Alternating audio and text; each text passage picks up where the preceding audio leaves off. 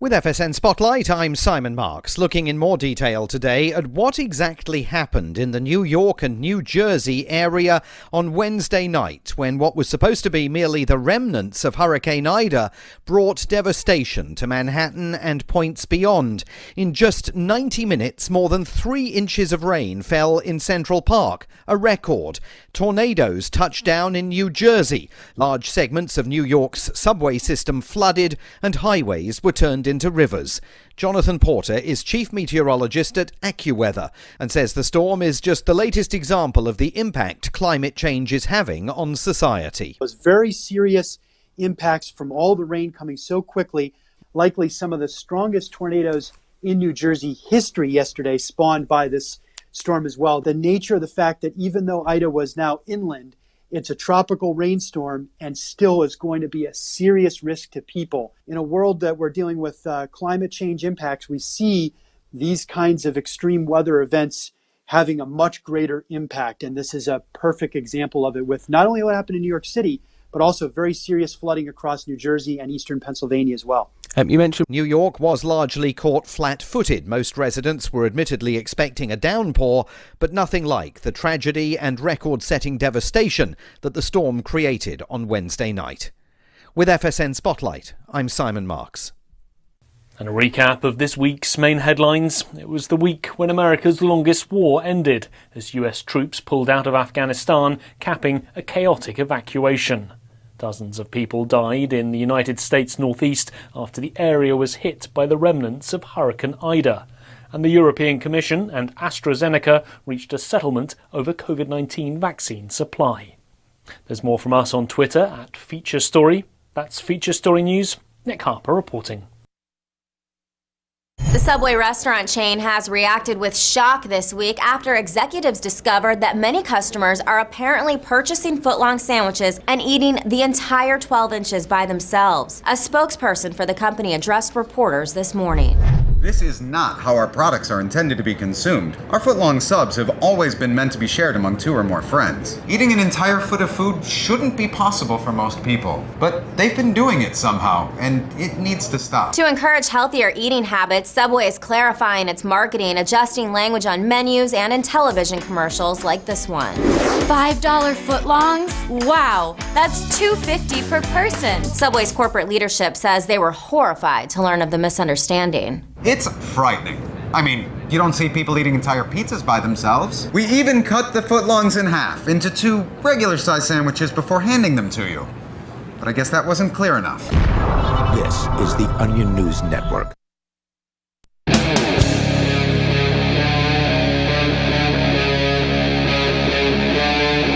Free Talk Live.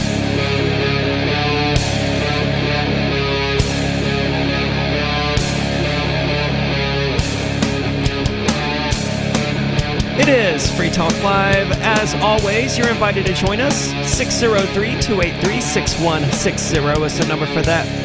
That's 603-283-6160. And with you tonight, it's Aria. And Richie Rich. And we have an update on the bodybuilder who we discussed, probably a year ago, if not more, who fell in love with and married his sex doll. Well, yep. There's an update on him coming up later. There's also a question of the McFlurry machine, the mysterious McFlurry machine from McDonald's, always being broken. We got to get someone to investigate this. Well, someone from the government needs to look into this. Someone is evidently looking into it. And, of course, Israel is planning to administer the 4th doses of the coronavirus vaccine. I don't know exactly what they're planning on doing, but what I want to start with is something. It's going to lead into a different piece. Now, the Rolling Stone recently published an article decrying, quote, horse dewormer as filling up the hospitals in Idaho. I have to find where this article actually starts. At the beginning. Well, yeah, but they added an update at the top that is confusing, and that makes it difficult to find where the actual story starts. So, while I do here we go. Okay, perfect. Good job. So, no, okay, we're just going to have to start with the update then. So, the Rolling Stone has now... It's a lie! It's very confusing. Well, they issued an update, not a correction or a retraction, by amending the hospital statement at the top of the article, to the top of their article. Now, they're calling it an update, but the statement from the hospital, as we're going to get into, completely wipes out what the Rolling Stones' entire article, and I have to find where it actually starts, because that's... Okay, we're going to start here. Article nullification. After Joe Rogan announced that he'd kicked COVID in just a few days using a cocktail of drugs, including ivermectin, an antiparasitic prescribed for humans for over 35 years with over 4 billion doses administered, the left quickly started mocking Joe Rogan for having taken, quote, a horse dewormer due to its dual use in livestock. And I love seeing intelligent friends, some of them are like attorneys and lawyers and stuff, just talking about ivermectin as just a horse dewormer. When it comes to this, it's, to me, it's like, if it's stupid and it works, then it's not stupid, right? Right. Like, even if it were just a horse dewormer, but it helps you get over COVID. True. Like, who cares what its intended purpose was if it works for your intended purpose?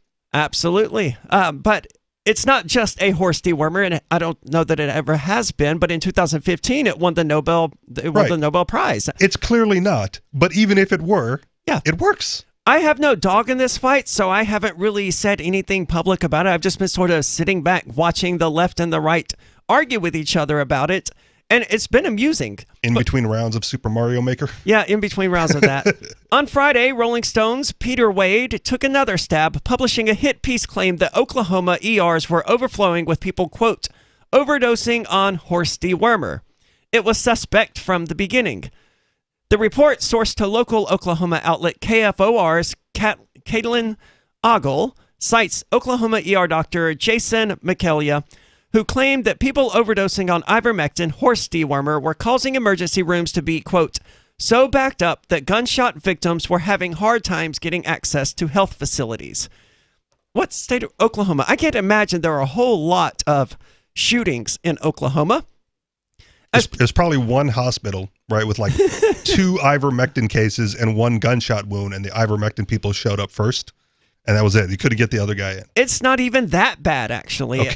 As people take the drug, Michaelia said that patients have arrived at hospitals with negative reactions like nausea, vomiting, muscle aches, and cramping, or even loss of sight.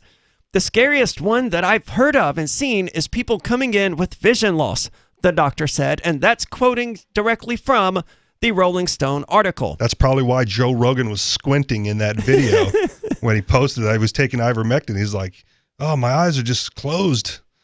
It's the ivermectin. It's totally a side effect. Except the article provided zero evidence for Michaelia's claims, causing people to start asking questions.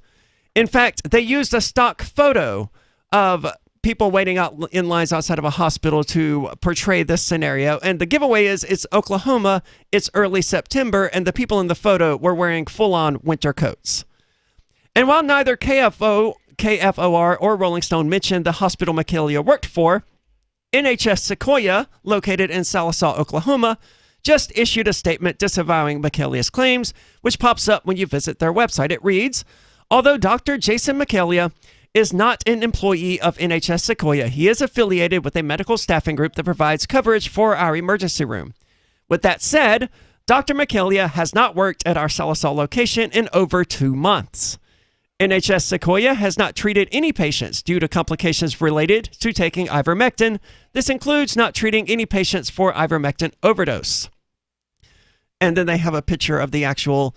According to Scott Schaefer, managing director of the Oklahoma Center for Poison and Drug Information, since the beginning of May, we've received reports of 11 people being exposed to ivermectin. It is a problem. Well, yes, 11 whole terrible people drug in the last 4 months, I think.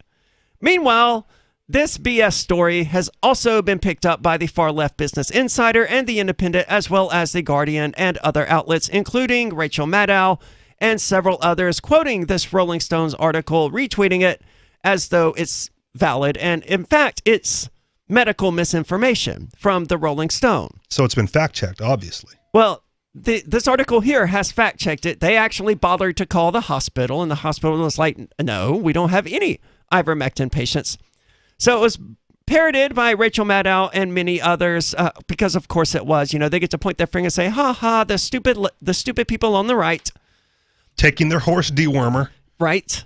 Michaelia is also listed at working at Integris Grove Hospital in Oklahoma as a general family practitioner, but not in the ER. A phone call to them provided no insight as to any ivermectin overdoses. However, the gentleman who answered the phone sounded quite amused. What's more, Grove, Oklahoma, with a population of 7,000, had only 14 aggravated assaults in all of 2019, according to the FBI's latest data. So not too many gunshot wound victims there yet. We somehow doubt that gunshot victims were lining up outside the ER, while just 11 ivermectin-related hospital cases have been reported in the entire state since May. But there's going to be no punishment to Rolling Stone for this, and all they had to do to fix their reputation was post the little excerpt from the hospital in their article and not retract their article, which they didn't even fact check. But they get away with doing this. They just found this random doctor in Oklahoma who isn't even affiliated with an ER anymore. Right. And they call him and he tells them what they want to hear. Well, and this is a problem with mainstream media in general, newspapers, right? The rush to break the news always happens on the front page, right? Yeah. The retraction, the correction, the apology happens on like page B12. Yeah. Right. And so unless you read the entire newspaper, like on a regular basis, you don't see corrections, retractions, and apologies.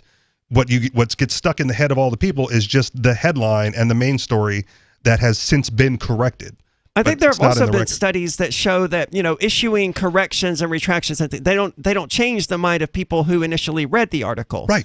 Like Rolling Stone could release a new article, or they could replace their old article with hey, turns out that thing was entirely false. Please disregard it. And people would still point to it as evidence that the hospitals in Idaho are overcrowded with ivermectin patients. Right. Because that serves their narrative. That serves their already standing, point of view. And all they're looking for is evidence to support that. Yeah. Like the Rachel Maddow Business Insider, right? What news can we find that supports our narrative? And that's what we're going to run with. Absolutely. So keep that in mind when we talk about this next story, which is about a loss of hope. Idaho hospitals crushed by COVID-19 surge. And this really isn't unique or worth talking about, except for the fact that I found it right after reading this article where the Rolling Stone was busted red-handed, just making up whatever they wanted to publish. Right. And then immediately after that, I found this article about Idaho hospitals being crushed by COVID-19 surge, just right after reading about Rolling Stone's false article about an ivermectin-related surge. What are your thoughts on all of this? Someone is making something up. 603-283-6160. There's more coming up, but you're invited to join us. 603-283-6160. Are you tired of governments murdering people around the world? Stop using their money. There is an alternative. Bitcoin is a stateless, free market, non-political currency. Bitcoin cannot be inflated or controlled by any government. By using their money, you are helping the state. Stop doing it. You have an incredible alternative available now. Learn it, use it, spread it. Get started with Bitcoin at bitcoin.com. That's bitcoin.com. Do you feel like your nation, state, or community no longer holds your values? Have you dreamt of a place where people agree that liberty is important and are free to pursue their projects so long as they respect the property of others? There are many people just like you that are discovering freeprivatecities.com. Their social media links are at the upper right of the page at freeprivatecities.com. All skill levels will be needed when the first of the Free Private Cities opens. It's sooner than you think. Stop arguing and build. freeprivatecities.com. Breaking weather news. Belize is sunny and around 82 degrees every day this week. What's the forecast for your life? If current politics and economic prospects are cramping your freedom, escape to the tropics. ECI Development has affordable second homes for you to own or rent in Belize and other tropical countries. Places with stable governments and growing economies. Secure your freedom now. To find out more, send an email to ftl@ecidevelopment.com. When a lunar observatory detects a radio broadcast originating from Proxima Centauri, the nations of Earth discover their first contact with an alien race may also be their last. With the Proximans facing an extinction-level disaster, Earth must choose between sending a ship on a multi-year journey or allowing nature to take its course. Saving Proxima, a hard science fiction thriller by Travis S. Taylor and Les Johnson from BaneBooks.com. Free Talk Live. To be free is to be clear-headed. I do encourage people. Somebody gets down and smokes a joint and gets high. They sit on the couch and they turn into a blob. Yeah, well, I don't think you know much about people that smoke pot, Christy. Right. Yeah, Christy. They procrastinate. That's what you guys were talking about on your show tonight. About okay, then Christy, then what I can say then is that people that don't smoke pot make sweeping generalizations, because you just did. It seems like the vast majority of humans use some kind of substance throughout their day or week. Not Christy. She doesn't. Well, what a sad state of affairs. Do you have a cup of coffee in the morning, Christy? And at this time in our history, if that's we've always done it, Christy. It's been done throughout humans. People, how many people do you know, Christy, that can't function without a cup of coffee? Well, you have to have a piece of bread to live, to survive. We're not talking about food. Free Talk Live, 7 nights a week from 7 to 10 Eastern, live on the Liberty Radio Network at LRN.FM.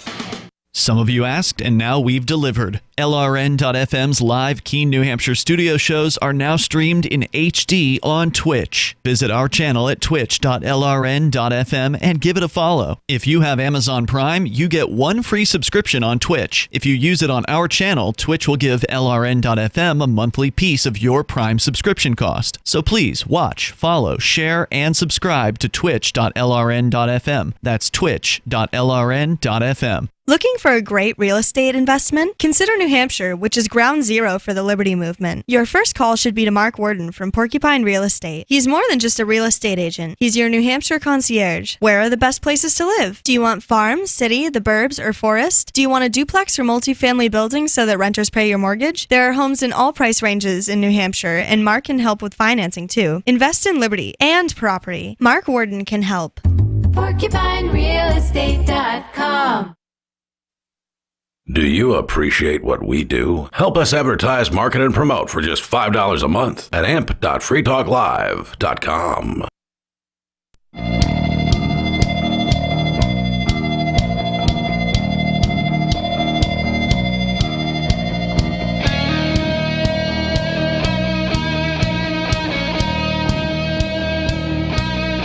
It is Free Talk Live.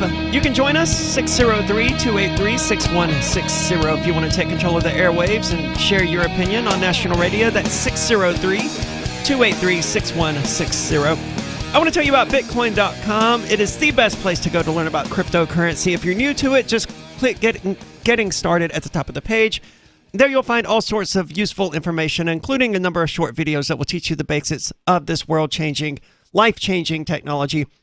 But if you already know the basics, check out news.bitcoin.com to stay up to date on all the news and headlines that's relevant to you.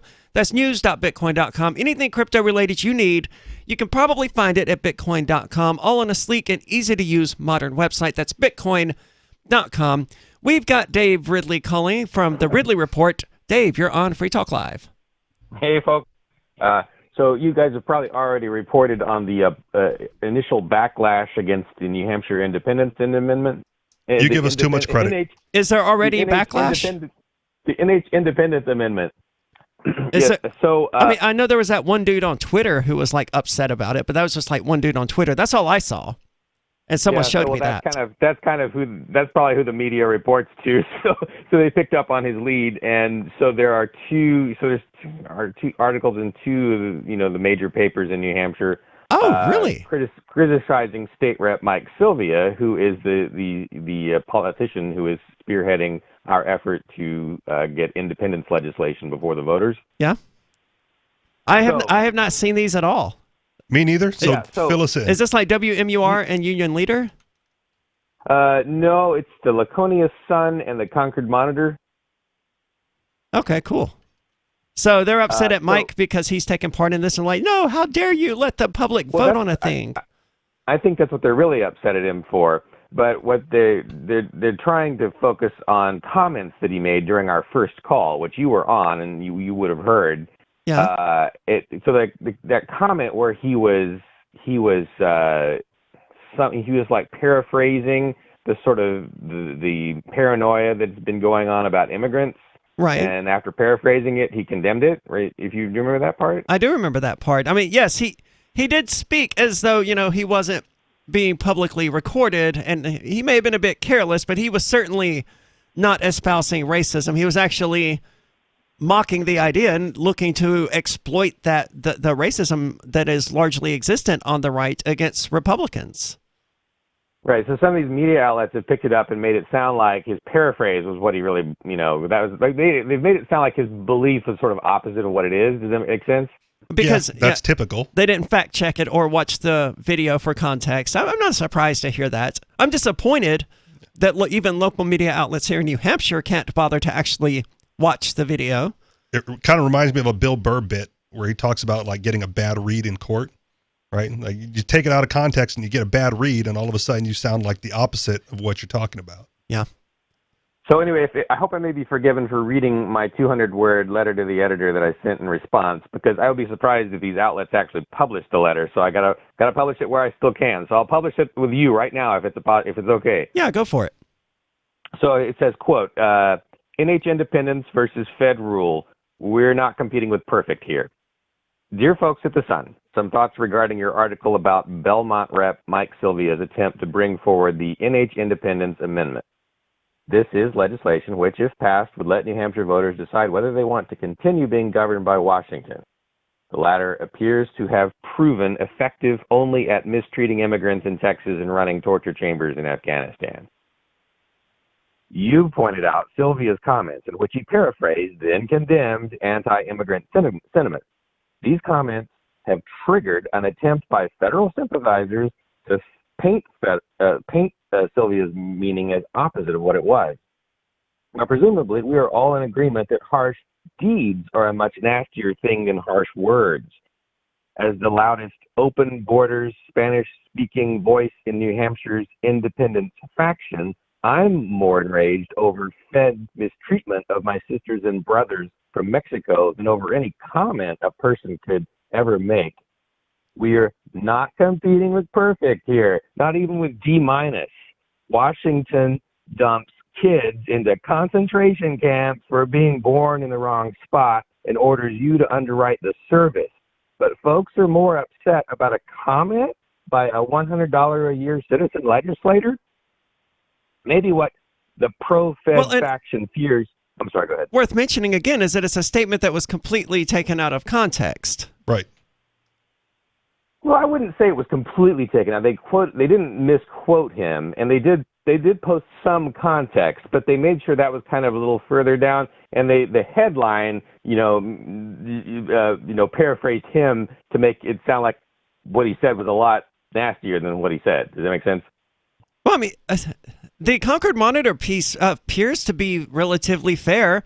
In a video chat posted on Free Keene social media pages, Sylvia suggested pro-secession activists take advantage of the idea that, quote, those dirty Mexicans or Guatemalans or whatever are coming across the border and bringing COVID with them. Sylvia noted in the video that he considers the stereotypes, quote, a bit of nonsense, before adding, it's a genuine mood out there, and if we can take advantage of it, why wouldn't we?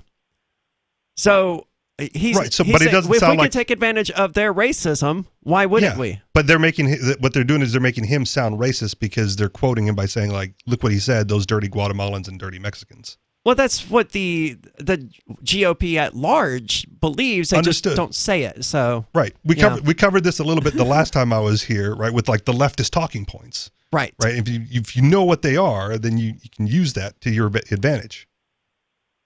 So yeah, if we can use whatever the sentiment is, if whatever the sentiment is can be used to help eliminate all federal restrictions on immigrants.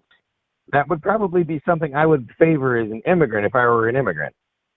I would favor it. I'm an immigrant to New Hampshire, and I favor, open borders because that's how I got to New Hampshire, and it worked out pretty well. We were talking a little bit about this at the Social Sunday meetup before I came into the studio here. And what boggles my mind is why states that are net federal taxpayers, right, don't have a bigger secession movement, because they're not getting the maximum benefit for those tax dollars. They're losing out. New Hampshire is one of those states, aren't they? Right. New Hampshire is a net taxpayer. So if you secede from the United States, that's just more money for New Hampshire. It's more money for New Hampshire people, and even if you're a statist, right? Like you're one of those like New Hampshire government that wants to oppress the people, that would then be more money that you could steal from your citizens as well. So it's like a win-win, and then we have to fight them at that point. But if it's not going to the feds and they can siphon it off for them, like they should also be for it, even if I don't agree with that position. You would think so. Dave, thank you so much for the call tonight. And thank you for the updates. I had no idea that the media had started picking up the story already. Just wait until the actual amendment is introduced. And I was on the call for that. We've been meeting every Tuesday to strategize and to come up with things. We have finally nailed down the wording, and it's going to be submitted at some point in the next few weeks, I think. Screw you guys, I'm going home. It is just a bill that would put a constitutional amendment question on the ballot so that the people of New Hampshire could say whether or not they wanted New Hampshire to declare independence. I want to see legislators... They're afraid that they're going to say yes. Yes, I want to see why legislators say, no, we can't let New Hampshire's vote on this. What are your thoughts? 603-283-6160. It's Free Talk Live. Free Talk Live's video archives have been on LBRY for years. LBRY is an uncensorable, decentralized, blockchain-based media sharing protocol, and we're big fans of it here on Free Talk Live. In 2020, LBRY launched Odysee, a video sharing website to compete with YouTube, and it's really taking off, now with over 1 million channels, many of whom are disaffected YouTube creators. During YouTube's crackdown for not towing the government line on COVID, the Free Talk Live YouTube channel started receiving strikes and could be completely taken down at any moment. Thankfully, Odysee started offering live streaming, so we're now streaming live every night and posting our video archives permanently to Odysee. You can watch live or anytime on our Odysee channel by visiting video.freetalklive.com. If you want to go all in, download the desktop app at lbry.com, and then every video archive you watch, you'll help seed and keep it online forever. At minimum, we ask you visit video.freetalklive.com and follow us on Odysee today. video.freetalklive.com. From Feature Story News in Washington, I'm Nick Harper with the Week in Review. It was the week when America's longest war ended, capping off a chaotic evacuation. The Pentagon says that working with the Taliban in Afghanistan against ISIS-K is possible, but military chiefs remain wary.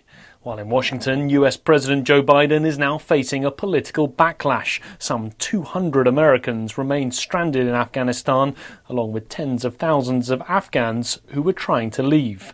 Nina Maria Potts reports from Washington.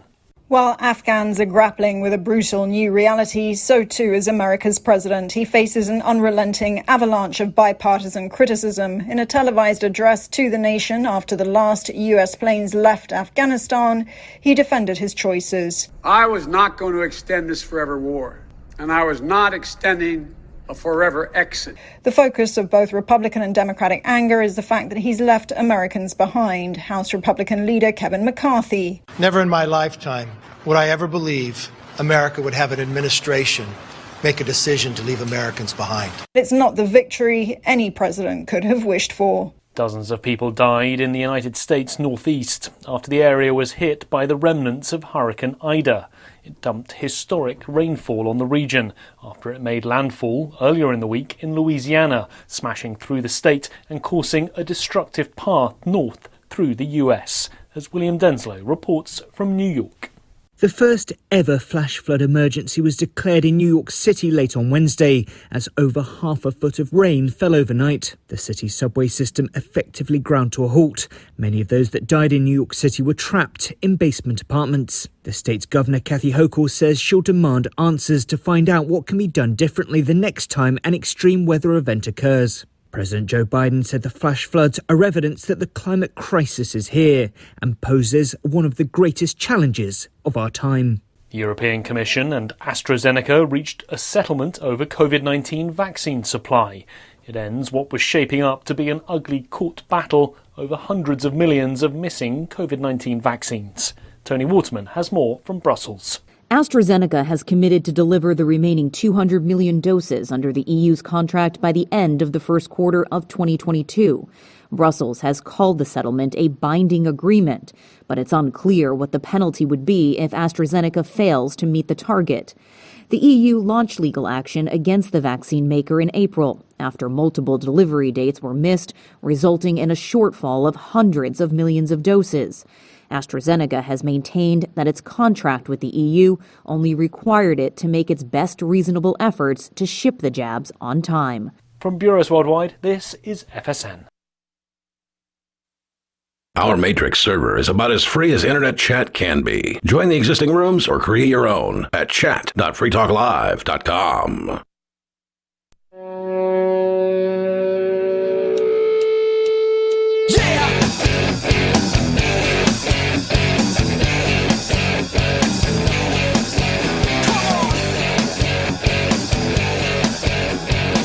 It's Free Talk Live, and it's really hard to know what to believe. I mean, Rolling Stone is printing articles that are pretty much just simply false, and they're getting away with it. And other outlets are printing articles about how hospitals are being crushed by a COVID-19 surge and, quote, the pandemic of the unvaccinated and all of this other stuff. And then Israel, which has some of the highest vaccination rates in the world, has full hospitals and seems to be struggling to deal with Delta as well. And it's like, if all of these things cannot possibly be true at once. Well, remember the Mark Twain quote, man. If you don't read the news, you're uninformed. If you read the news, you're misinformed.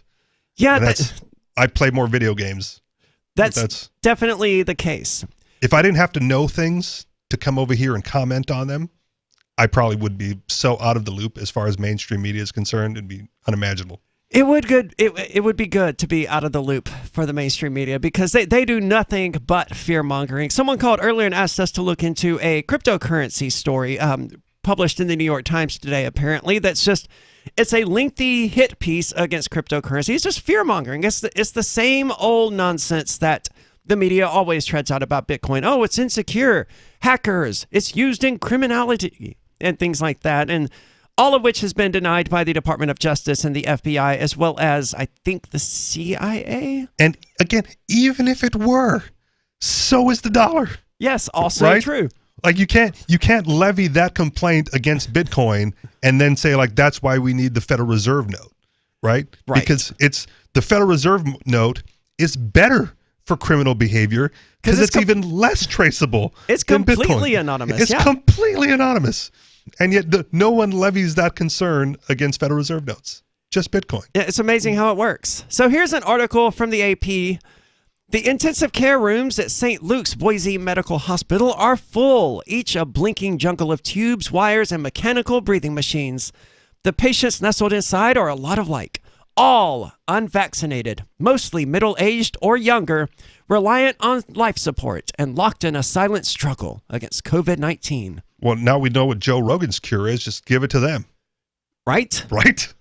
But I don't know that I believe any part of that statement. But watch for a moment and glimpses of who they were before the coronavirus become clear. Artfully inked tattoos cover the tanned forearm of a man in his 30s. An expectant mother's slightly swollen belly is briefly revealed as a nurse adjusts her position. The young woman is 5 months pregnant and hooked to a breathing machine. Down the hall, another pregnant woman, just 24 and on a ventilator, is lying prone on top of her developing fetus to get more air into her ravaged lungs. Now, I haven't heard... Ravaged. Yes. I haven't heard or seen any scientific data to suggest that the Delta variant is capable of hospitalizing and killing people who are not, geriatric patients and who don't have underlying comorbidities. Idaho, and it doesn't say anything about the overall health of these people. I mean, okay, sure, they're all middle-aged or younger, but are they also 350 pounds? Yeah. Because that would be useful information. Are we talking about young, healthy people or young, unhealthy people? That's one of the reasons why, from the beginning, I was relatively unconcerned for my own health. Right, because I've changed my diet to get healthier, right? And I exercise regularly, right? So I'm out and about, and I go like, okay, I'll just get it, and I'll be fine. Yes. And then I got it, and I'm fine, Right. I didn't even have breathing issues. Like breathing wasn't even one of the symptoms. Yeah, it wasn't one for me either. Neither was like the loss of smell and taste. I was just like, see, that was how I knew for sure I had COVID-19 because it's such a. I'm lucky. I mean, you're lucky for not experiencing it, but at the same time, you should kind of envy me. It's such a peculiar sensation to have just absolutely no sense of smell or taste. It's not like when you're sick and you have a hard time smelling things or things smell or taste weird because you're sick. Yeah. No, this is complete and total. You could have held up, vanilla scented lotion in my face or whatever, and I could not smell it. Okay. It was bizarre, man. It's an experience that every human should have. No, I wouldn't recommend it. Not for 7 weeks. That's how long it lasted for me. But like for a day or two, it's so peculiar that it's worth the experience. Okay. I'm not advising people go out there and get COVID-19, but if you do, hopefully you only lose your sense of smell or taste for a day. Well, and I will advise people go out there and get COVID-19 because fair point. So from the beginning, right? Like this has to be reiterated. From the beginning, when this first got leaked and spread, part of the narrative was it is so viral, you're all going to get it. Yeah. Right. You're not going to be able to like live your life without going through this COVID-19 door at the moment. Right. Like you're going to get it. 99% of the people who are getting it are surviving. Some people are dying, and all we have to do is flatten the curve so that everyone doesn't get it at the same time. Right. So if you go out there and you get it, like just get it when the hospital beds are open, and then they'll have a spot for you. And that was the thing, right? 2 weeks to flatten the curve or whatever. They wanted to build more ICU units, put more hospital beds and all that stuff. Right. But they didn't do any of that. And even the vaccine, right, doesn't stop you from getting it. Or spreading it. Or getting hospitalized with it. Or dying from it. So just suck it up. Go out there and get it. Like if you're religious, say a prayer that you don't die. But get it and spread it. Let God sort it out, man. Yeah, there's not much else I can think of that could be done. So this article is freaking out about Idaho. Idaho hit a grim. Oh, I wanted to go back to something you said. I was watching this initially as it took place in Wuhan in China, and I was getting my information from a Chinese dissident called Dr. Chen or something like that, who I was following on Telegram. And he was posting videos of people who were just like dropping dead in the streets. It was scary. Yeah. Like that first month where they were roping people in the cars and yanking them out with like the dog collar thing. Yeah, and Beijing China. Being on fire, people were being ripped out of their homes. I was like, oh my God, at first I was like, this is serious. This is going to kill off half the planet. But then it got outside of China. It was like, oh, okay. Yeah, so Dr. Chen was just just the Chinese people that can't handle it. Yeah, Dr. Chen. Well, I don't know about that, but Dr. Chen was just using it as a way of building his social media following. Sure. Which, I mean, I guess that's fine, but he lied to everyone, so I wouldn't follow him today, even if I was able to. But there were other news stories that I guess took his information because I saw the pictures. Yep. Right. I saw the videos. Like, oh my, he just fell over. Got the Wuhan flu, and down he goes. And that was it. Yep. I've seen videos of someone just standing there at a table and then bam, face down dead. Yeah. I was like, man, okay, might need to take this one seriously, but. Then it got out of China, and we could actually see what was going on, and there weren't people dropping dead in the streets. I can't believe it. Looking back, it's impossible to believe I ever seriously thought that COVID-19 could cause someone to drop dead in the streets. So, and the might take it seriously part lasted about as long, like right up until they said everyone's going to get it, right? And went okay. So there's nothing I can do about it. Right, I'm either going to get it and like drop dead in the street, or I'm going to get it and I'll be fine later, or somewhere in between there, right? But there's no avoiding it at that point. It's like it's bad. Some will survive. I'm physically fit. I'm healthy. I think I'm going to be the ones who survive. Let's do this thing. And so I changed like nothing about my life. I changed a lot. I've been more social and outgoing and stuff since the pandemic started and since the lockdown started than I have at any other time, and it's still. And I'm not the only one. We held a New Year's Eve party last year, and there were some 100-ish attendees throughout the course of the night. I was there. Yeah. If ever there was a good case study, I mean, it was like we were going out of our way to try to get COVID-19. Because you had to get it. Well, Like, that was it. We were just You're going to get it. We were just living our lives, right? We weren't trying to get COVID. We just weren't doing anything at all to protect ourselves against it. And if you get it, you get it, and then you survive it, and then move on. And that was the case. And it took us 15 months, I think, into this pandemic. If you consider the pandemic to have started in February of 2020, is that right? Yeah, sure. It was COVID-19 because it was like December of 2019 when it was in China. Okay, if it started in February, it took us 13 months of that kind of crazy behavior to actually get anyone here at Free Talk Live to have COVID-19. It's all Mark's fault. 603-283-6160. Hi, I'm Derek J. To me, an activist's calling is to actively work to advance a cause. The cause for which I work is personal freedom. I believe my life is best when I engage in voluntary interactions and self-government.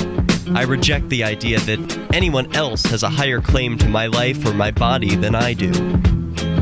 I see people who call themselves the government as a threat to my personal freedom.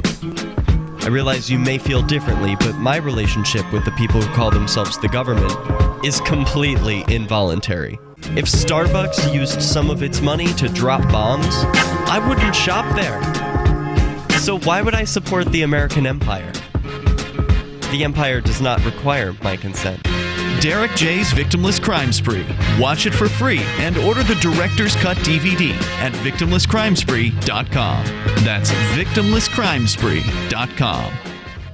So you've signed the Shire Society Declaration and are planning your move to New Hampshire to be around more liberty-oriented people. Next, sign up for the Shire Society Forum at forum.shiresociety.com. There are a bunch of people there who are already in the Shire, and they want to meet you. If you're already in the Shire physically, you should also come by the forums. Remember, not everyone uses Facebook. New people are signing up for the Shire Society Forum every month, so drop in and say hello at forum.shiresociety.com. If you want to know the latest about Free Talk Live before we go on the air, all you need to decide is how you want it delivered. It's your choice. Visit news.freetalklive.com to receive our usually weekly news updates by email. Plus, we have a Twitter account at twitter.freetalklive.com, and you can follow us on the decentralized Mastodon platform at toot.freetalklive.com. So please follow us at toot.freetalklive.com and sign up for our emails at news.freetalklive.com. On Free Talk Live, we're bringing people to the ideas of liberty every day. From wrestling superstars like Glenn Jacobs. You guys really are having an impact, I believe. Like I said, a lot of where I am now is due to listening to Free Talk Live. You changed my mind on some very important issues years ago. To random people tuning in on the radio.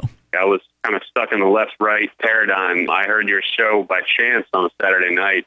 From there, I went on, joined the Free State Project, and become an amplifier. So, I mean, that's really the reason why I amp is because I know that if it wasn't for you guys being on as many stations as you are, I never would have found the ideas of liberty. Your amp will directly change more lives by getting Free Talk Live in front of people looking for talk radio online and on the air.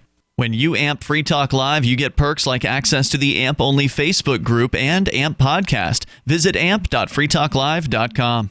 The LRN.FM's social media channels have been revamped. We've eliminated Facebook and focused on other platforms like Twitter and Mastodon, the decentralized alternative to Twitter. On our accounts, you'll find posts from multiple LRN.FM show hosts together in one place. Follow us on Twitter at twitter.lrn.fm, or better yet, move to the decentralized Mastodon social media platform at toot.lrn.fm, toot.lrn.fm. I think you'll like it.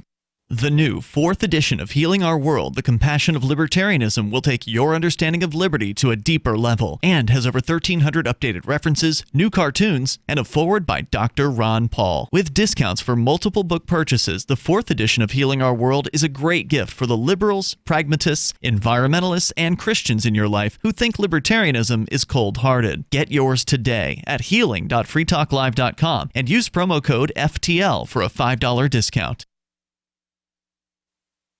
You can stick it to the man and big tech. Join our FTL social mastodon at social.freetalklive.com.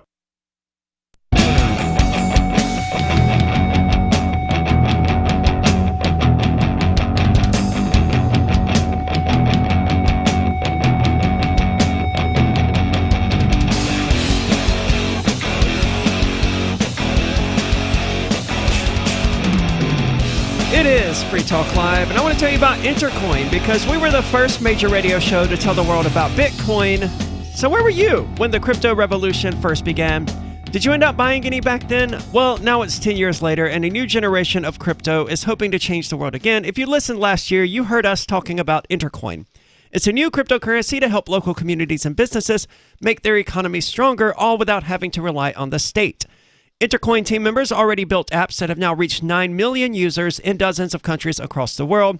And now Intercoin is launching worldwide. Anywhere you live, this is your chance to buy it using your favorite Ethereum wallet by going to exchanges like Uniswap. Using Intercoin, you can even launch your own cryptocurrency for your own members and customers under your own brand. If you want to learn more, go to intercoin.org and follow the steps to get some Intercoin for yourself. Intercoin.org, I-N-T-E-R, coin.org. Let's go to the phones. We've got Dana calling from Grand Rapids, Michigan. Dana, you're on Free Talk Live. Hi. You know what? I'm not going to lay claim that I'm the first one that thought of this. I am sure it's been said a million times, but I've just never heard it. And I listen to a lot of talk radio, from the right to the left, although AM radio we all know is mostly conservative, and that's okay. But you know what? They keep pushing and pushing this shot and pushing now the booster. And I listened to part of the show yesterday, and it is just never ending. This is never going to stop. Now you got the pill. Yes, and now that they got control. But my question to everyone is, and it makes you go, is that what the hell did they do in 1918 when there was no shot and the whole world got through this? They That was the self-quarantined and Spanish they wore flu, masks. right? In 1918? Say that again. That was the Spanish flu. Okay. And it was a pandemic. It was a worldwide pandemic. And although it didn't start in Spain, I forget the history. I read it already, but why they called it the Spanish flu. But there was no vaccine back then. And another thing, for them to compare this to the vaccines that kids have to get now, whether it's kids or adults that we have to get before we enter school, it is not the same thing. This thing is for emergency authorization only, and the booster hasn't even been in testing for the short time that the shot did. So Dana, I don't know the answer to the question. How did they overcome the Spanish flu of 1918? Eventually they built immunity, and then it just went away. It didn't keep deviating. So I'm going to ask, this is a rhetorical question, is it really deviating from Delta to Lambda is supposed to be the next one, or are they pushing something? I don't want to sound all Alex Jones or conspiracy, but isn't it funny, not funny haha, but funny odd, that so many of these conspiracies that the people on the left have laughed at people in the middle, like the libertarians and the conservatives, that most of this stuff has actually come true. Well, so are they creating this stuff and pushing it, or is it? I find it very strange that we aren't even through the first COVID and it's already into the Delta, and then they're talking about Lambda. Something else is going on here. Now, do I believe that they're injecting a chip that you can be traced and the thing can be programmed at this stage in the shot as some conspiracy people have pushed, online? No, I don't think so. They have no reason to install a tracking chip into everyone's got a phone. Into the COVID-19 vaccines. Yeah, everyone has a phone. So we're all carrying tracking devices on us anyway. So whether or not they're planning it, right? One thing that most people should understand from medicine in general is like you have to finish your medication, right? When they give you antibiotics, they go like, even if you feel better, you have to finish the medication. Right. And the reason for that is because if you don't finish the medication, right, you could relapse and whatever you have becomes resistant to the medication and morphs into something more dangerous, more deadly. Right? Like there's penicillin. Sure. Like penicillin. Right. But if a disease or virus or bacteria becomes like penicillin resistant, then you need something else, right? Exactly. And so if and they're that's when they exactly. so and if they're that's giving when you they this started- medication and you don't get the second vaccine shot, or you don't get the boosters, right? And not everyone does. Then of course you can expect it to mutate into something different, and your Delta variant or Lambda variant or whatever. Like, absolutely, Dana. Thank you so much for the call tonight. That's one of the more interesting things I've thought about in the last several weeks was that, like you pointed out, when you take a medicine, you have to take it all the way through to completion to make sure the germ or the bacteria or whatever is eradicated, completely killed. Well, the only way this vaccination approach could have possibly worked was with a 100% lockdown, forced quarantine, and forced vaccination for the entire world population. That's the only way it would have worked. Otherwise, you've still got someone out there who can get Delta or some other strain of the virus, and they'll figure out a way, because this is what viruses do, and the coronavirus has evolved very quickly. That's why we've never had a vaccine against the common cold, is find a way around that vaccine, as the Delta variant is doing, and as they believe the Mu variant is doing. It was inevitable that we would end up with a strain of the virus that was capable of bypassing the vaccine. And the only way to do your solution is to have people on the streets with guns, right? That's not my solution. Well, I mean, the 100% lockdown, yes, like whatever, right? And then, so you wouldn't have 100% lockdown because you have to have people out to enforce it on the rest of us. Yeah, who so could then get it and spread it. It would have to right? be a 100% voluntary, which would lockdown. never happen, which is so out there as far as expectations are concerned. Like that's the utopian dream right there. Yeah. I mean, it was obviously never going to work, and there are epidemiologists who have since pointed this out, and who pointed it out before now, saying, the last thing you want to do during a pandemic is vaccinate some of the population, because that just causes it to evolve the ability to infect the vaccinated. And because it becomes vaccine resistant. Yeah, and the moment that more than 50% of the population in the United States became vaccinated was the moment that it was more likely that a variant would evolve that was capable of going around the vaccine.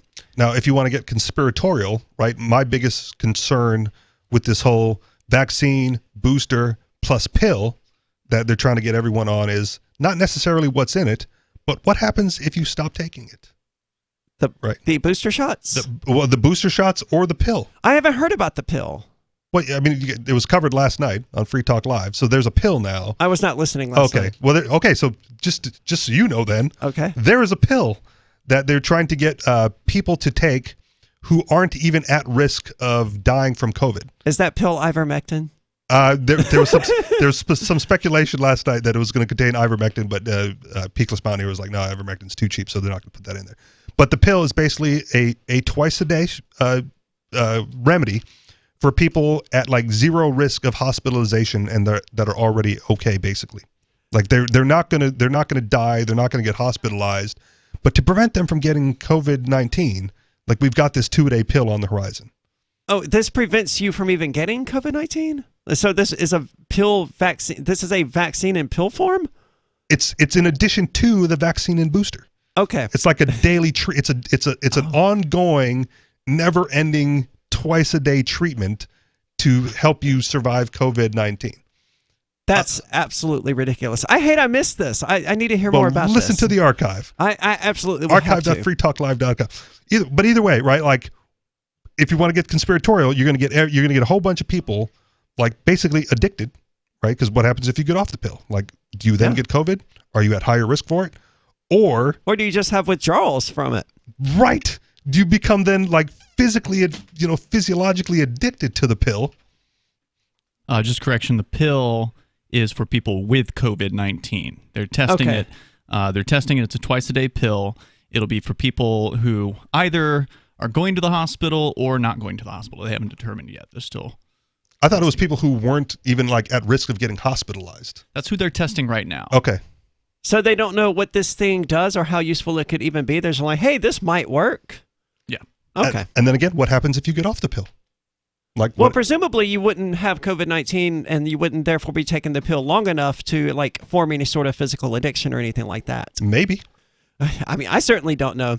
Right? But it's interesting to bring up the Spanish flu. I had never given it any thought whatsoever, but apparently it killed 0.64% of the total population, while COVID-19 currently is sitting at about 0.15%. So COVID-19 so far about a fourth as deadly as the Spanish flu, which killed less than 1% of the total population. Maybe we're way off base here, though. You can call in and correct us, 603-283-6160. It's Free Talk Live. Are you tired of governments murdering people around the world? Stop using their money. There is an alternative. Bitcoin is a stateless, free market, non-political currency. Bitcoin cannot be inflated or controlled by any government. By using their money, you're helping the state. Stop doing it. You have an incredible alternative available now. Learn it, use it, spread it. Get started with Bitcoin at Bitcoin.com. That's Bitcoin.com.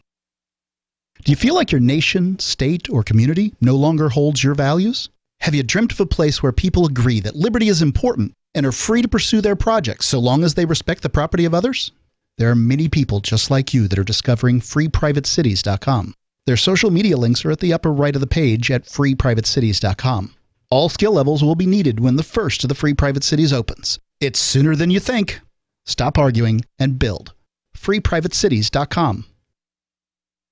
Are you a cryptocurrency advocate? The Crypto Tip is the ideal outreach tool to help new people discover cryptocurrency. It's a printable business card-sized tip that you can give to service providers, preferably in addition to a good cash tip. When the server scans the QR code, it'll bring up an explanation of cryptocurrency, how to install a wallet, and allow them to claim the tip. If they don't claim the crypto, you get your tip refunded to you after a time period you specify. Plus, if they do claim the tip, you get an email alert. Create as many tips as you want at cryptotip.org. That's cryptotip.org. There are lots of ways to listen to Free Talk Live. Our podcast has been around since podcasts began, and now the FTL feed is loaded with content besides our full show archives. Did you know that we make it easy for you to customize your podcast subscriptions? We have different feeds, one that includes only our full shows, one with just the Daily Digest, and our main feed that includes everything. You decide what you listen to. It's quick and easy to customize your feeds at feeds.freetalklive.com. That's feeds.freetalklive.com.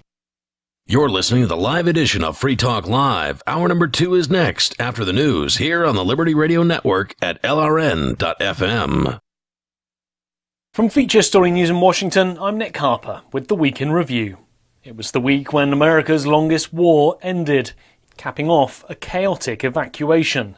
The Pentagon says that working with the Taliban in Afghanistan against ISIS-K is possible, but military chiefs remain wary. While in Washington, US President Joe Biden is now facing a political backlash. Some 200 Americans remain stranded in Afghanistan, along with tens of thousands of Afghans who were trying to leave. Nina Maria Potts reports from Washington.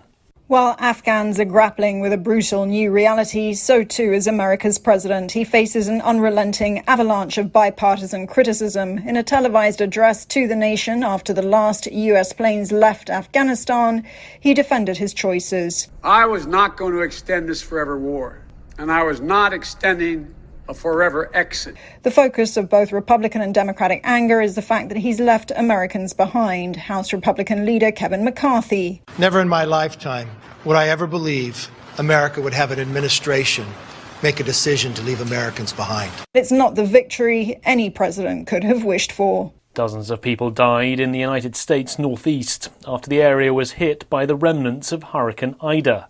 It dumped historic rainfall on the region after it made landfall earlier in the week in Louisiana, smashing through the state and causing a destructive path north through the US, as William Denslow reports from New York.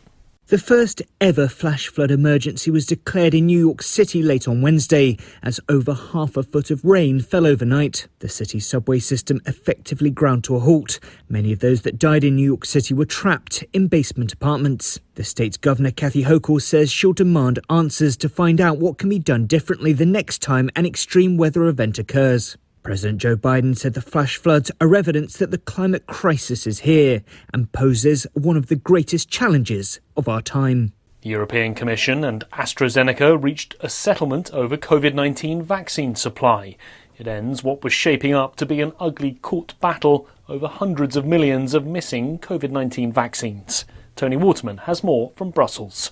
AstraZeneca has committed to deliver the remaining 200 million doses under the EU's contract by the end of the first quarter of 2022. Brussels has called the settlement a binding agreement, but it's unclear what the penalty would be if AstraZeneca fails to meet the target.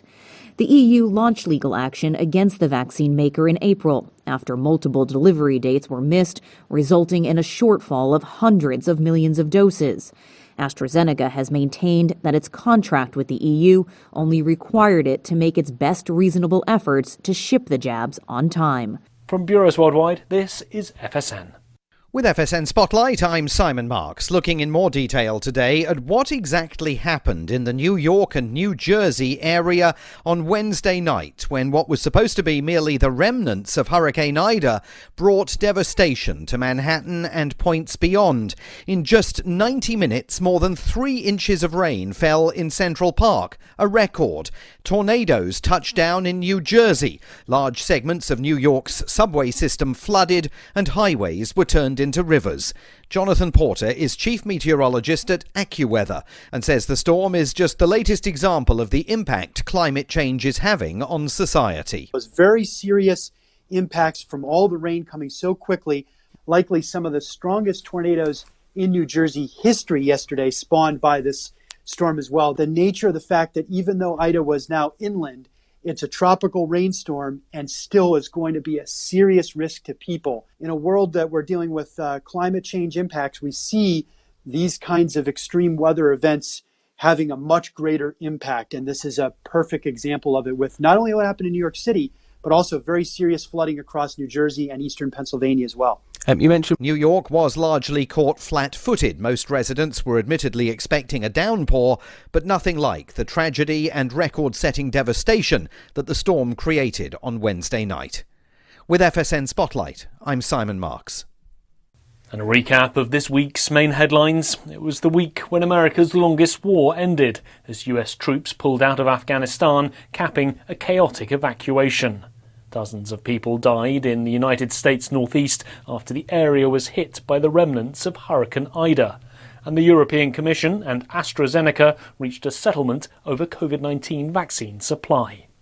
There's more from us on Twitter at Feature Story. That's Feature Story News. Nick Harper reporting.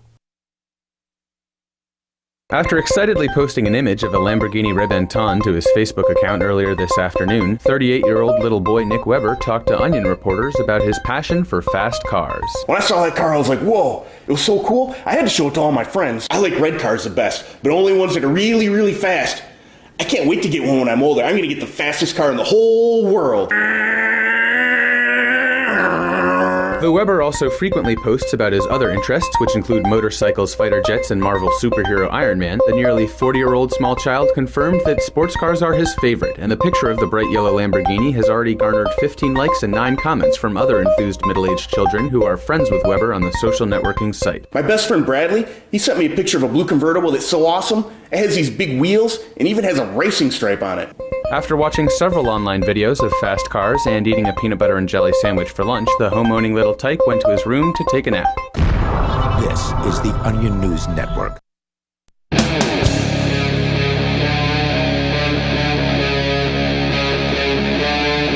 Free Talk Live.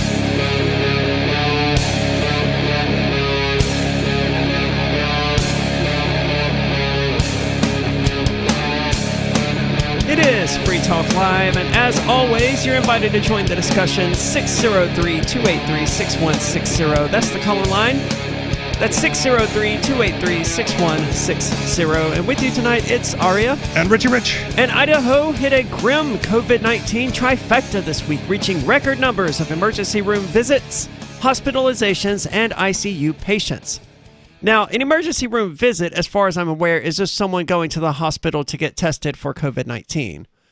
So I don't know. Or any number of things, but in this context, sure. Yeah, and it doesn't even mean that they tested positive, but they went there for COVID-19, suspecting they had it. It implies that they tested positive, but that doesn't necessarily follow from the sentence. Medical experts say the deeply conservative state will likely see 30,000 new infections a week by mid-September. There's the key right there. The deeply conservative state. Yeah. How else are we going to talk bad about them? They must, if they're on the rise for COVID, specifically because they're deeply conservative. That's what they would like us to believe, but we've got Bad Slave calling. Bad Slave, you're on Free Talk Live.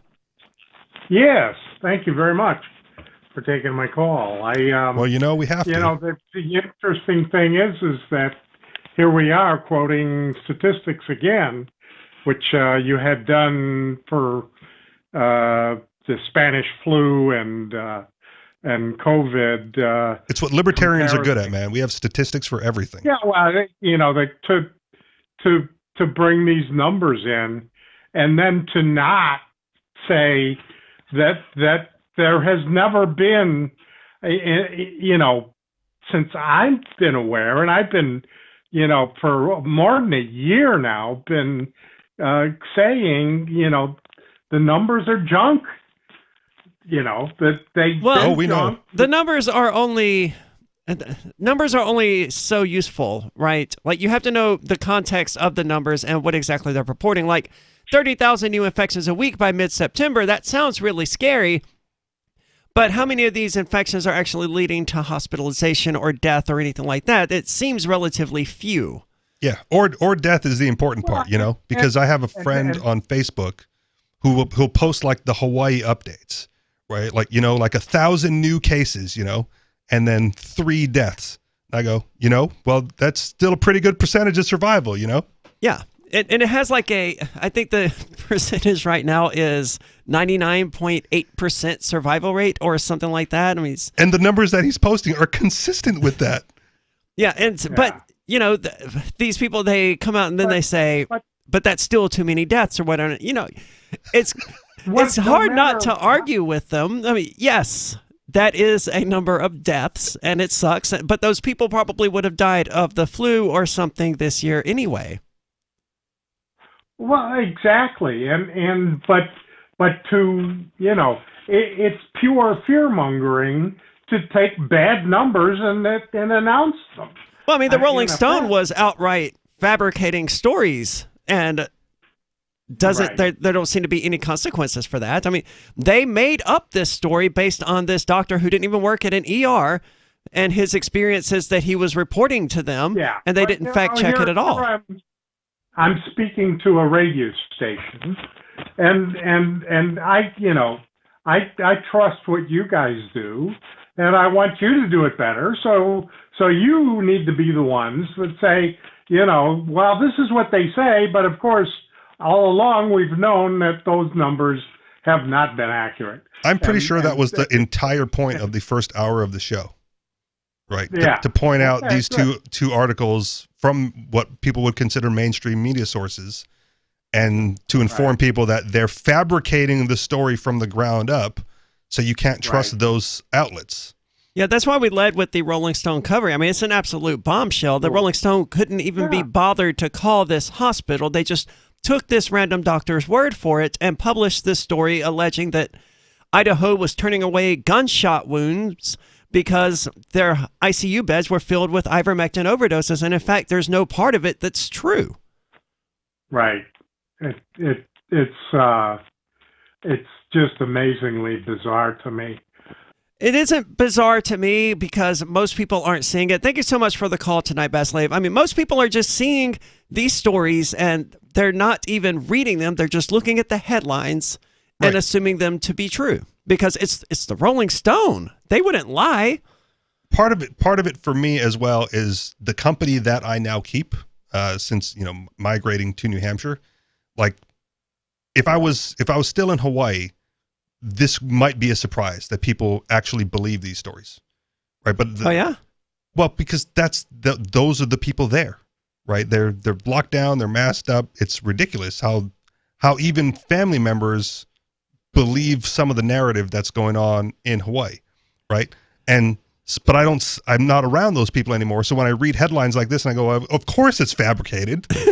We all believe that no one takes this seriously until I integrate into the real world outside of, my close friends and community here. And I go, oh yeah, people still believe this nonsense. They do. What a surprise. But do they? Like, there's this kid that I work with at my other job who he's like 22 years old. He's hardcore on this. Everyone should be forced to wear a mask, forced vaccination. He's fine with all of that. And he's been on board with the COVID-19 fear-mongering from the start, totally bought into it. And yet, none of that stopped him from going to a festival in, I don't remember exactly where it was, but just a month or two, not even a month or two ago, just weeks ago, went to this festival amid the rise of the Delta variant and all of this other stuff, went to this festival. So do you think that he went to the festival because he doesn't actually believe what he's saying then? Or do you think he went to the festival because, like, although he believes it, like, it was such a good festival, man. Like, I think it's probably that, there is a line that he will draw of, okay, I will not sacrifice this amount of things I enjoy out of fear of COVID-19. And that's important to me because I'm the same way. My line is just a lot further out. I won't sacrifice anything if I can help it. And those are the people that we would typically hang out with here, are the people that, like, we're not changing anything. Right. As much as possible, we're not doing anything differently because we value freedom and, body autonomy much more than that. So with the critical shortage of hospital beds and staff and one of the nation's lowest vaccination rates, but as we're going to talk about later from Israel, vaccination rates, they don't really seem to matter. Idaho health providers are growing desperate and preparing to follow crisis standards of care, which call for giving scarce resources to patients most likely to survive. I thought they did that anyway. Yeah. Yeah. Isn't that like literally what they do? They help. And I've, it's called triage, right? Right. And we can get into that in a minute because I have an opinion piece from, I think, the Washington Post, where they will always prioritize, like, those individuals that are more likely to survive. Like, that's the triage thing. You look at, you go like, we can't treat everybody. Who's going to survive and who do we then just have to let go? Yeah, imagine like a school bus crash or something less horrific, or a city bus crash if you don't want to think about kids. And, there's 30 people coming into the ER at once and they're all badly injured. Some of them are going to die and there's nothing you can do. Why would you operate on the guy whose brain is oozing out of his head versus the dude with the broken arm? Sure, you wouldn't. You go like, well, we can't treat him. We need the bed for someone who we can treat. And you would go, broken arm, not urgent. Oh, this person, they lost their arm. We need to stop that bleeding. Right, which is also why if you go into the ER with a broken arm, you may be sitting there for a few hours because you're going to survive. You might be in pain, right? But you're going to be sitting there for a while they prioritize the people who are about to die, right, before they get around to you. So St. Luke's Boise Medical Center invited the AP into its restricted ICUs this week. That has to be a violation of protocol, in hopes that sharing the dire reality would prompt people to change their behavior. It doesn't say whether or not they actually went to the ICU, though. So who knows if they actually experienced this for themselves, or if they're doing like the Rolling Stone and they're just taking the random word of a doctor for it. What could possibly go wrong? They're a doctor. I mean, even in the beginning where there were the imaginary hospital bed shortages, like there were people in the community on social media going, I just went to the hospital and no line, no waiting room, nothing, just lies. And now they're talking about not prioritizing or giving health care to only the vaccinated. That's coming up. It's Free Talk Live. Breaking weather news. Belize is sunny and around 82 degrees every day this week. What's the forecast for your life? If current politics and economic prospects are cramping your freedom, escape to the tropics. ECI Development has affordable second homes for you to own or rent in Belize and other tropical countries. Places with stable governments and growing economies. Secure your freedom now. To find out more, send an email to ftl@ecidevelopment.com. Brute force, intransigent defiance, adamantine will. These are the hallmarks of the AI tank. These gigantic machines have the firepower of an army, but they also have their own sense of honor and duty. When the world breakers arrive, battle will be joined, planets will shake, and war and peace will never be the same again. World Breakers. Stories from David Weber, Larry Correa, and more. Available August 3rd from BaneBooks.com. Are you tired of governments murdering people around the world? Stop using their money. There is an alternative. Bitcoin is a stateless free market non-political currency. Bitcoin cannot be inflated or controlled by any government. By using their money, you are helping the state. Stop doing it. You have an incredible alternative available now. Learn it, use it, spread it. Get started with Bitcoin at bitcoin.com. That's bitcoin.com. Do you feel like your nation, state, or community no longer holds your values? Have you dreamt of a place where people agree that liberty is important and are free to pursue their projects so long as they respect the property of others? There are many people just like you that are discovering freeprivatecities.com. Their social media links are at the upper right of the page at freeprivatecities.com. All skill levels will be needed when the first of the Free Private Cities opens. It's sooner than you think. Stop arguing and build. freeprivatecities.com. The Free State Project has reached its goal of 20,000 liberty lovers who've pledged to move to New Hampshire and get active to achieve liberty in our lifetime. Perhaps you're trying to figure out what part of New Hampshire should be your destination. If so, consider Keene. You'll find more than 150 reasons to move to Keene at move.freekeene.com. Keene is famous for its historic, publicity-generating activism, as well as being the liberty media capital of the world. It's home to freekeene.com, New Hampshire's destination for liberty activism, news, and opinion. For years, we've been compiling over 150 reasons to move to Keene at move.freekeene.com, where you'll learn about some of what's happening here and what makes Keene a great place to live. If you love liberty, you'll probably enjoy anywhere you end up in the Shire. But do your due diligence first. Please visit move.freekeene.com for the full list of over 150 reasons to move to Keene. That's move.freekeene.com. What if you want to hear the latest episode of Free Talk Live, but all you have is your phone, you forgot to download our archive, and you have no data connection? You can call our Listen line at 641-793-0191. That's a long-distance number, so you may incur charges. If not, listen as long as you want. 641-793-0191. The Free Talk Live Listen line, 641-793-0191. Should you be able to earn an honest living free from senseless government interference? The Institute for Justice thinks so. That's why we've spent years defending hard-working men and women from pointless government regulations. Nationwide, IJ has created opportunity by reducing government power, but there is still more work to be done. Visit our website today at ij.org. Let IJ take care of the government so you can take care of your business. Don't miss a moment of Free Talk Live. Get our archives daily via our podcast at feeds.freetalklive.com.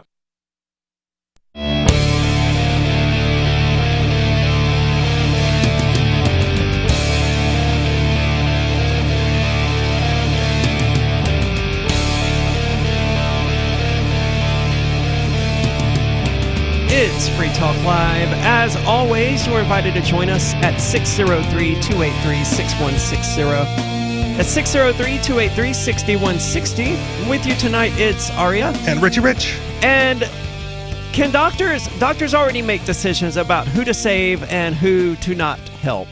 And you have an opinion piece here about someone arguing that doctors should be able to give priority care to the vaccinated.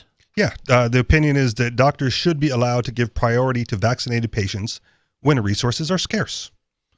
And on the face of it, without reading past that, I want to say generally I would probably agree with that statement, right? Because they should be allowed to prioritize whomever they want for whatever reason they want. And absolutely, but I'm not convinced of the data that suggests that getting the vaccine reduces lethality of COVID-19. Okay. So I would just hope they don't base their judgment on bad information. Okay. Well, but they can if they want. Take the converse approach to it, since we were talking about triage before we get into her actual opinion, Ruth Marcus, right? If a vaccinated person and an unvaccinated person go into the hospital, right, and there's one bed left for two people, the person in more immediate need of that bed is likely going to be the unvaccinated person, because their symptoms are likely going to be more deadly and more severe than the vaccinated person.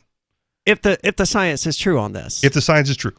Because it's been repeatedly demonstrated that having the vaccine does not protect you from getting or transmitting COVID-19. Not getting or transmitting, but it reduces your symptoms. So allegedly. Allegedly. But is that what they fell back on when they realized that the COVID-19 vaccine wasn't going to work? And they were like, oh, but it's okay. It makes it less lethal. That's fine, but it wasn't really very lethal in the first place. I mean, there was a headline that basically said, like, my father died, but it would have been a more severe death if he hadn't been vaccinated, right? Like, so it's definitely part of the narrative, that the vaccine itself reduces some part of the COVID experience. Right, because that's all they have after the vaccines, it turned out, failed to prevent someone from getting COVID-19. Right, but that was never part of the narrative, right? The vaccine narrative wasn't that you can't get it or that you can't spread it. It was that when you get it, you won't get it as bad. From the start, that was the narrative? Yeah. Because I was under the impression that they were trying to prevent the transmission of COVID-19. Then the vaccines just didn't work. That might have been the goal. But when they came out with the vaccine stories, it was it's not going to prevent it, but you're not going to get it as bad. And then shortly thereafter, they went, and that's why you still need to wear the mask, because you can still transmit it. And people went, what? I thought this was going to be like, I don't have to do that anymore. And they're like, no, we never said that. We said it's going to like reduce your symptoms. It's been a hell of an 18 months, so I don't remember it enough to be certain. All right. Well. And trying to find those articles now would be almost impossible. Well, take me at my word for this example then. Sure. So if you believe that and if you accept that, when the vaccinated and the unvaccinated go into the hospital, in a triage situation, they would have to treat the unvaccinated person because they're going. But maybe the unvaccinated person is 26 years old and healthy, and the vaccinated person is 77 years old and diabetic and obese. Sure, maybe. But I'm trying to hold all things equal and only let the vaccine and the complications and the unvaccinated, like when two people, one bed, right? Two equivalently healthy people of roughly the same age. Why not, right? The vaccinated person, if you believe the narrative, right, is going to have symptoms less severe than the unvaccinated person. In which case, the vaccinated person wouldn't need the hospital bed. Maybe not. But then they're going to treat the vaccinated person, right? Or the unvaccinated person, excuse me. And the vaccinated person is going to be the one like stuck in the waiting room waiting to be treated. Yeah. And then you go like, well, societally and culturally, right? What does that incentivize people to do if they want to get treated in the hospital? And that's not to get vaccinated, because you're going to get priority treatment in a triage situation. And I don't know. But that's a sensible approach. It would be a sensible approach, but I don't know how much I don't know how well off that it's going to be for like the vaccine narrative, right? If you're like, oh yeah, if you don't get the vaccine, you're going to get treated first at the hospital. All you vaccinated people, like, wait in line. Well, right? How doctors triage shouldn't be a political statement being made to, line the pockets of Pfizer and Moderna. And that would be the case if they treated the vaccine people first then. Is that what you're... No, if they treated the unvaccinated first. If they were adding, you'll get treated first if you're vaccinated, that's just bad. I mean, that's just incentivizing people to get the shot, to get more money into the hands of Pfizer, Moderna, and Johnson & Johnson, because otherwise they're not going to get priority care. Well, yeah, they would not get priority care. If you get the vaccine, right, and you go to a hospital and there's a whole bunch of unvaccinated people, you are not going to get priority care. Like, you did everything they told you to do, right? Like, you locked down. They shouldn't get priority care because if all things being equal, if their science is right, the vaccinated person is most likely to pull through. Most likely. But there's still that risk. But triage is all about measuring probabilities and who has the best chance of survival. Right. So the best chance of survival is the vaccinated person. The vaccinated person stays out of the ER, and the unvaxxed person goes in and gets treated. I think so. Yeah. That makes the most sense from a medical standpoint, doesn't it? It does for us. Right? But if you're pro-vaccine and you want to punish people for not getting the vaccine, or incentivize people to get the vaccine, you go like, well, get the vaccine, and then if you go to the hospital, you're going to get treated first because you followed the rules. See what I'm saying? Yeah, that's horrifying, but I see what you're saying. All right, so let's get into this. This is, again, I think Washington Post, I believe, Ruth Marcus. This conflicts radically with accepted medical ethics I recognize. Okay, we're off to a good start already. And under ordinary circumstances, I agree with those rules. The lung cancer patient who's been smoking 2 packs a day for decades is entitled to the same treatment as the one who never took a puff. The drunk driver who kills a family gets a team doing its utmost to save him, although not perhaps a liver transplant if he needs one. Doctors are healers, not judges. But the coronavirus pandemic, the development of a highly effective vaccine, and the emergence of a core of vaccine resistors, along with an infectious new variant, have combined to change the ethical calculus. I don't think they have, because the very first statement, a provably highly effective vaccine, or where they said it has not been proven highly effective. And we have an article from Israel that, pretty much says, yeah, these things aren't very effective. Okay. Well, even more so then, if it's not effective, that vaccine person is going to need equal treatment to the unvaxxed person, then it's just first come, first served. I would agree with that. Those who insist on refusing the vaccine for no reason are not in the same moral position of the smoker with lung cancer or the drunk driver. No, that's not true at all. Refusing the vaccine is absolutely the same moral ground as the smoker who smokes 2 packs of cigarettes a day. You're still deliberately doing something that you know is going to make you sick. I would argue that the smoker has even less ground than someone who isn't vaccinated. The smoker knows they're going to get lung cancer and die. Okay. And the unvaccinated person, not sure. Yeah. Okay. I've had COVID. I survived. I have no evidence to believe that COVID is going to kill me, but I have a lot of evidence to believe that cigarettes will. It's Free Talk Live. And now, time for something totally different. Intercoin is a project that's working to make crypto mainstream.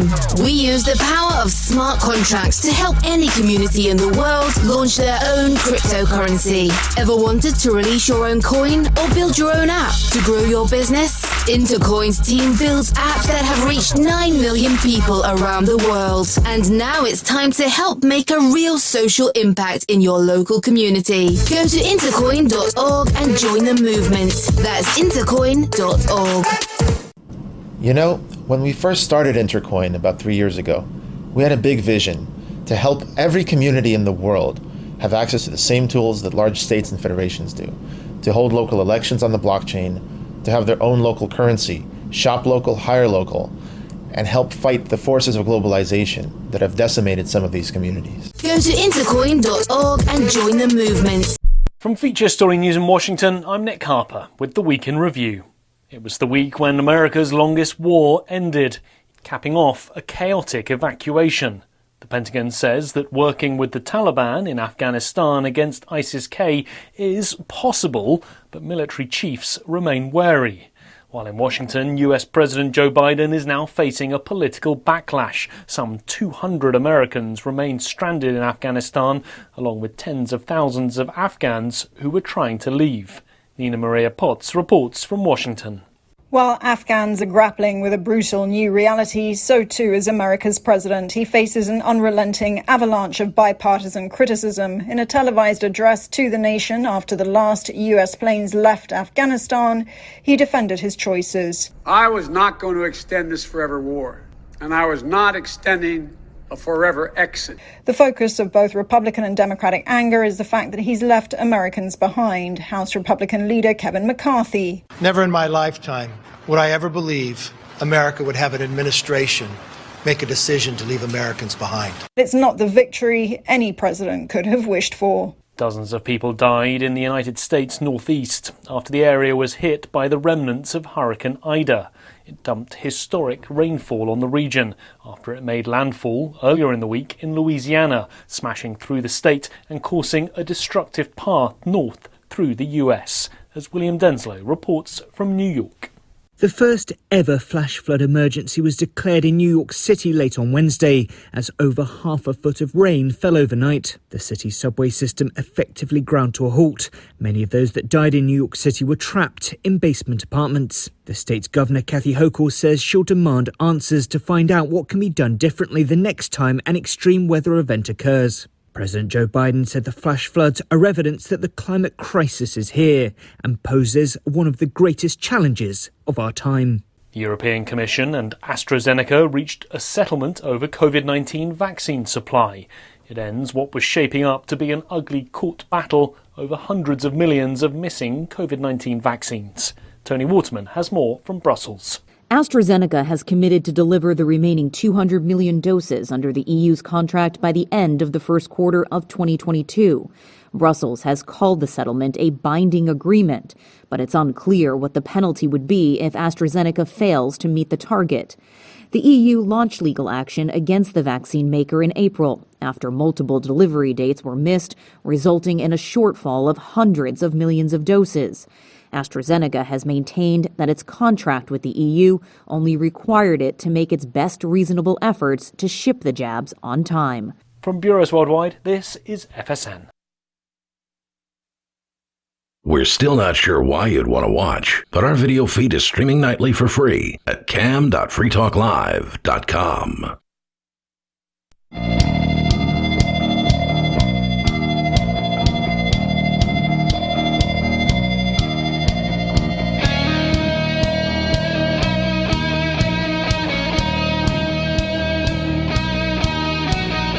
It's Free Talk Live. You're invited to join us, 603-283-6160. Coming up later are Satanists, the only thing that can stop the Texas abortion ban. Also, McFlurries.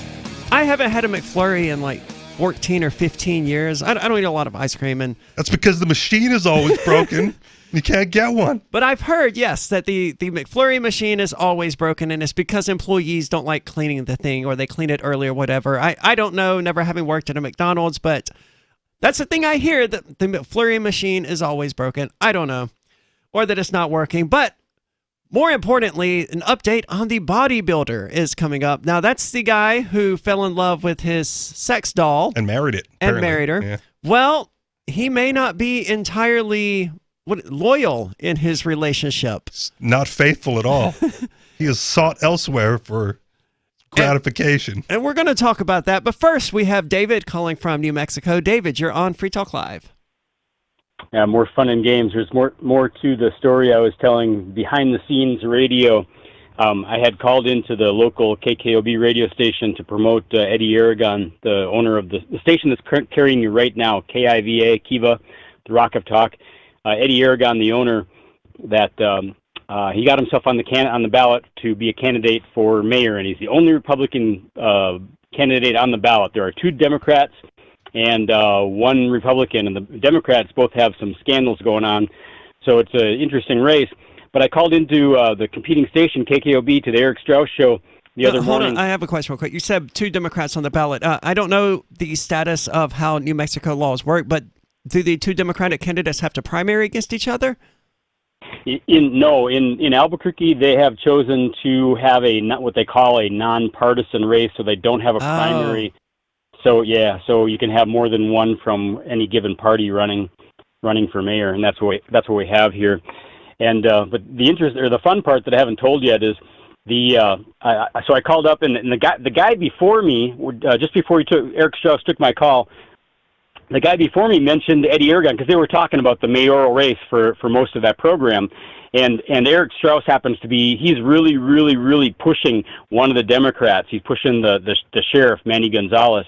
He's really pushing him. And so Eric has been silencing anybody who talks about, that he can't get away with silencing talk about the current mayor, but he's literally silencing anybody who mentions Eddie Aragon's name. So this guy before me slipped it in, and then I called and I got to the word Eddie, and he dumped my call. And after he did that to me, the part I haven't told yet is the producer on the other side of the glass, who happens to be a friend of mine, went in there and confronted Eric Strauss on cutting me so short for no good reason.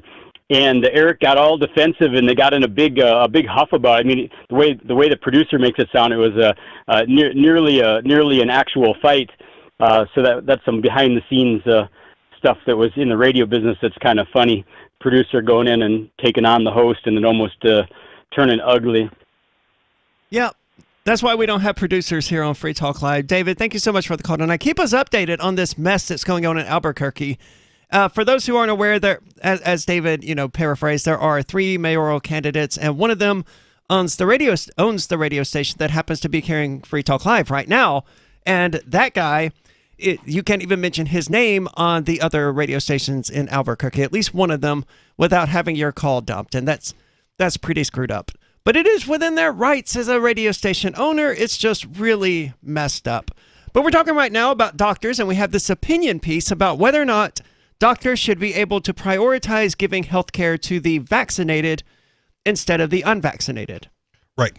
Why is this even a question? If I go in with because COVID, the hospitals are overrun. Did you not hear the Idaho piece? There's people that can't get treatment because there's no hospital beds, and we're treating all these morons who aren't getting vaccinated. Sorry. Or who are overdosing on ivermectin, as the Rolling Stones said. No, I just don't understand. If I go in with a pneumonia, the hospital isn't going to say, okay, well, are you vaccinated? If I go in with the flu, the hospital isn't going to ask me if I've been vaccinated against the flu. It's irrelevant. I'm sick with the flu. Does it matter if I've been vaccinated or not? But because of the coronavirus pandemic, the ethical calculus has changed. Well, that's certainly with those ethics that we've upheld for the last several centuries. They have to be thrown out because these are unprecedented times.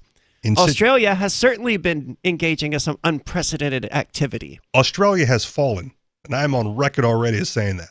It has definitely fallen. I've also got an article about that. I don't think we'll get into it tonight, but it's actually a piece arguing that, Australia has gone too far and no longer has the right to call themselves a liberal democracy. They're a police state.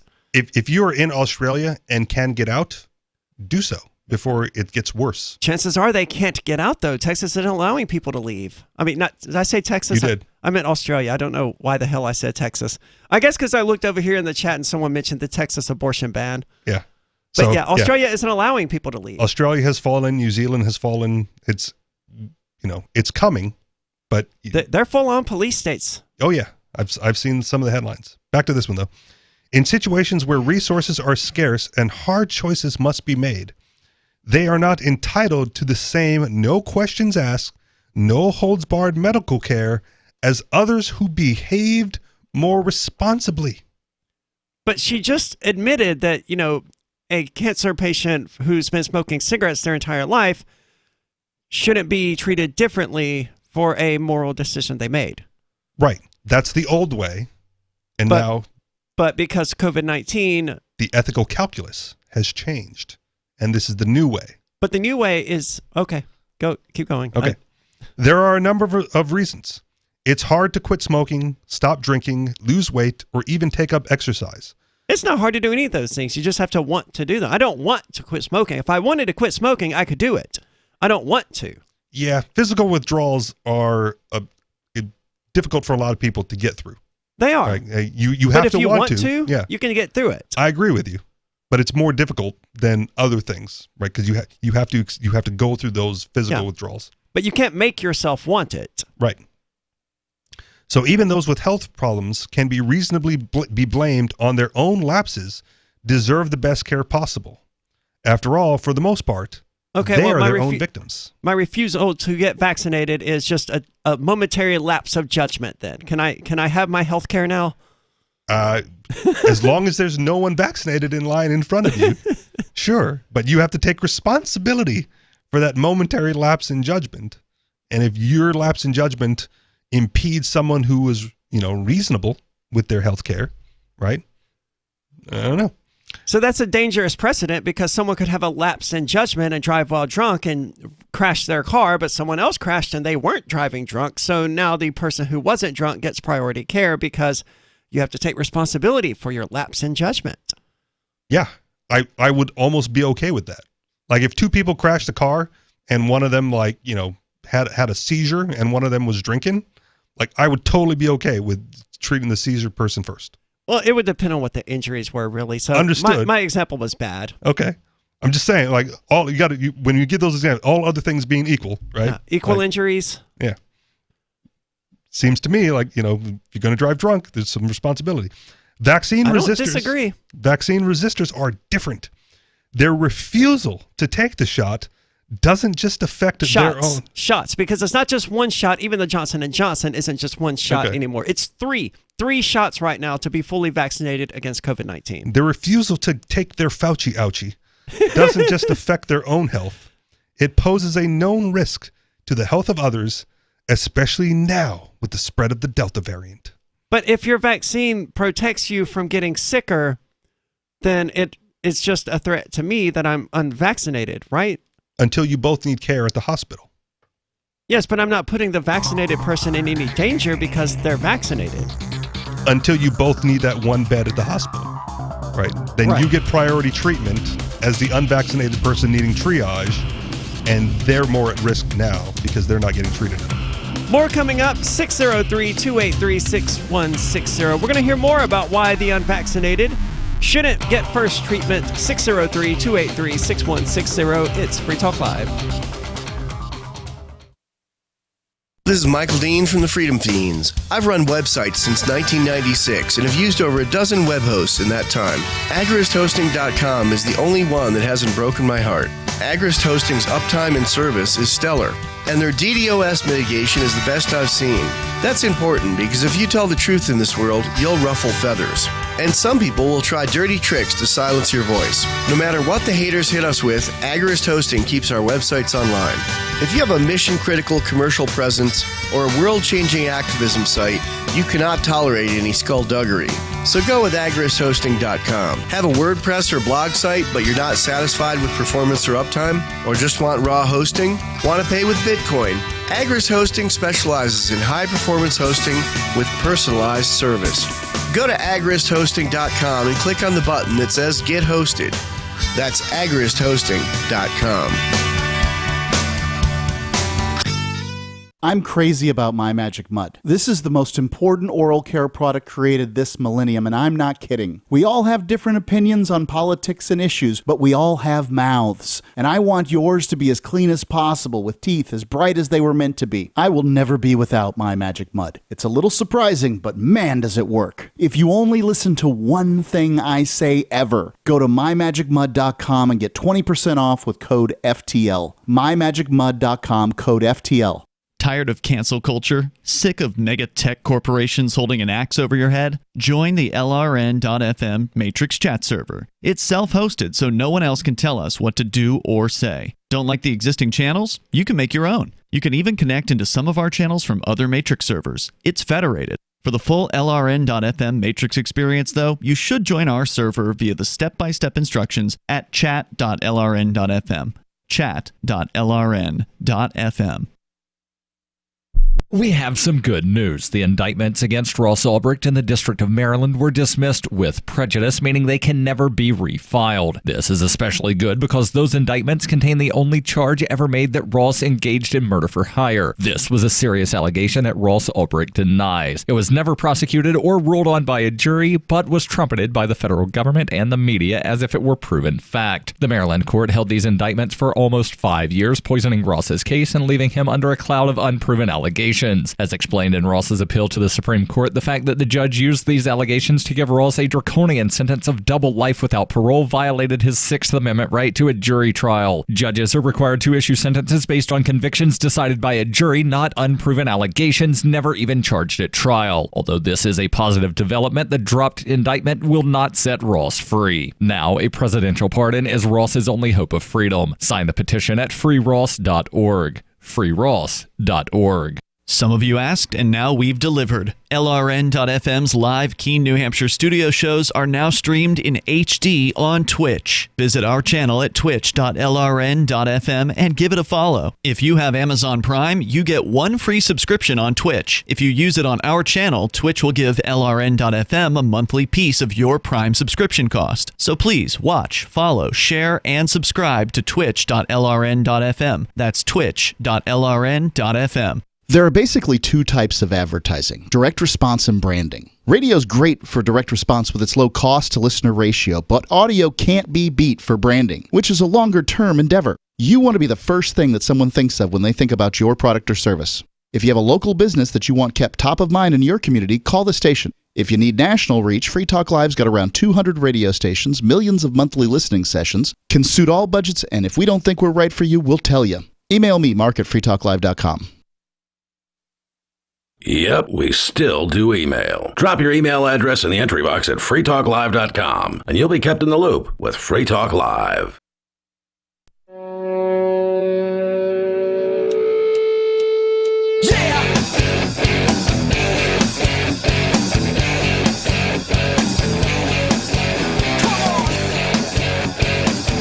It's Free Talk Live. As always, you can join us, take control of the airwaves. If you don't like talking about COVID-19, that's okay. You can call in and talk about whatever you want. Change the subject. Local politics. Yeah, 603. And corrupt election officials. It's a mess there in New Mexico, and it always is. It is one of the most corrupt states, according to David, in the U.S., and so I'm not surprised to hear this coming out of Albuquerque. 603-283-6160. That's the phone number if you want to join us. That's 603-283-6160. We're talking about this opinion piece from, you said, Washington Post? I believe it's the Washington Post. About whether or not doctors should prioritize giving health care to the vaccinated instead of the unvaccinated. And this raises so many interesting questions. Like, the whole point of the vaccine now, and regardless of what it was 18 months ago, because I don't remember, but the whole point is that it makes you less likely to die from it, less likely, it reduces the severity of symptoms. Right. So you're not going to get as sick, in which case you shouldn't need the hospital bed in the first place. Right. But vaccinated people do on occasion, because there are still vaccinated people dying, right, even though they're vaccinated, which raises other questions. Yeah, like what the hell good is the vaccine? Because from what I've seen, and I can't find the article about it now, I think it was related to Israel, but they just sort of threw the line in there without really calling attention to it that, you know, people who were, the vaccinated people who were dying from COVID-19 had comorbidities like obesity and things like that. Well, okay, that was always the case with COVID-19. That was always the people COVID-19 was killing. Right. The elderly, the infirmed, people with, you know, obesity. Yeah, right. So it doesn't really... Unhealthy people did not do well with COVID. And healthy people weren't generally hospitalized in the first place. I know a lot of people who got COVID-19 this year in early March, or mid-March rather, or late March. I don't remember exactly when. I know several people who have had COVID-19, and I only know two people who died from it. One of those I'd never even met in person. Okay. I'm not saying your grandmother or whatever didn't die from COVID-19, but I'm saying it seems to be very rare that anyone is actually hospitalized, and much less that anyone dies as a result of COVID-19. Yeah. You would think in a town of 23,000, we would be like, oh, we would know a few. Well, and again, I get the updates from Hawaii, and the hospital, the statistics show that there's still plenty of cases. There's a handful of hospitalizations and very minimal deaths. So if you think which was always the case with right. COVID-19. But I think as it's being listed as a pandemic, right? If you think you have it, right? There's a lot of people that are going like, I'm just going to go to the hospital, right? Sure. I pay for my health insurance. I think I might have COVID.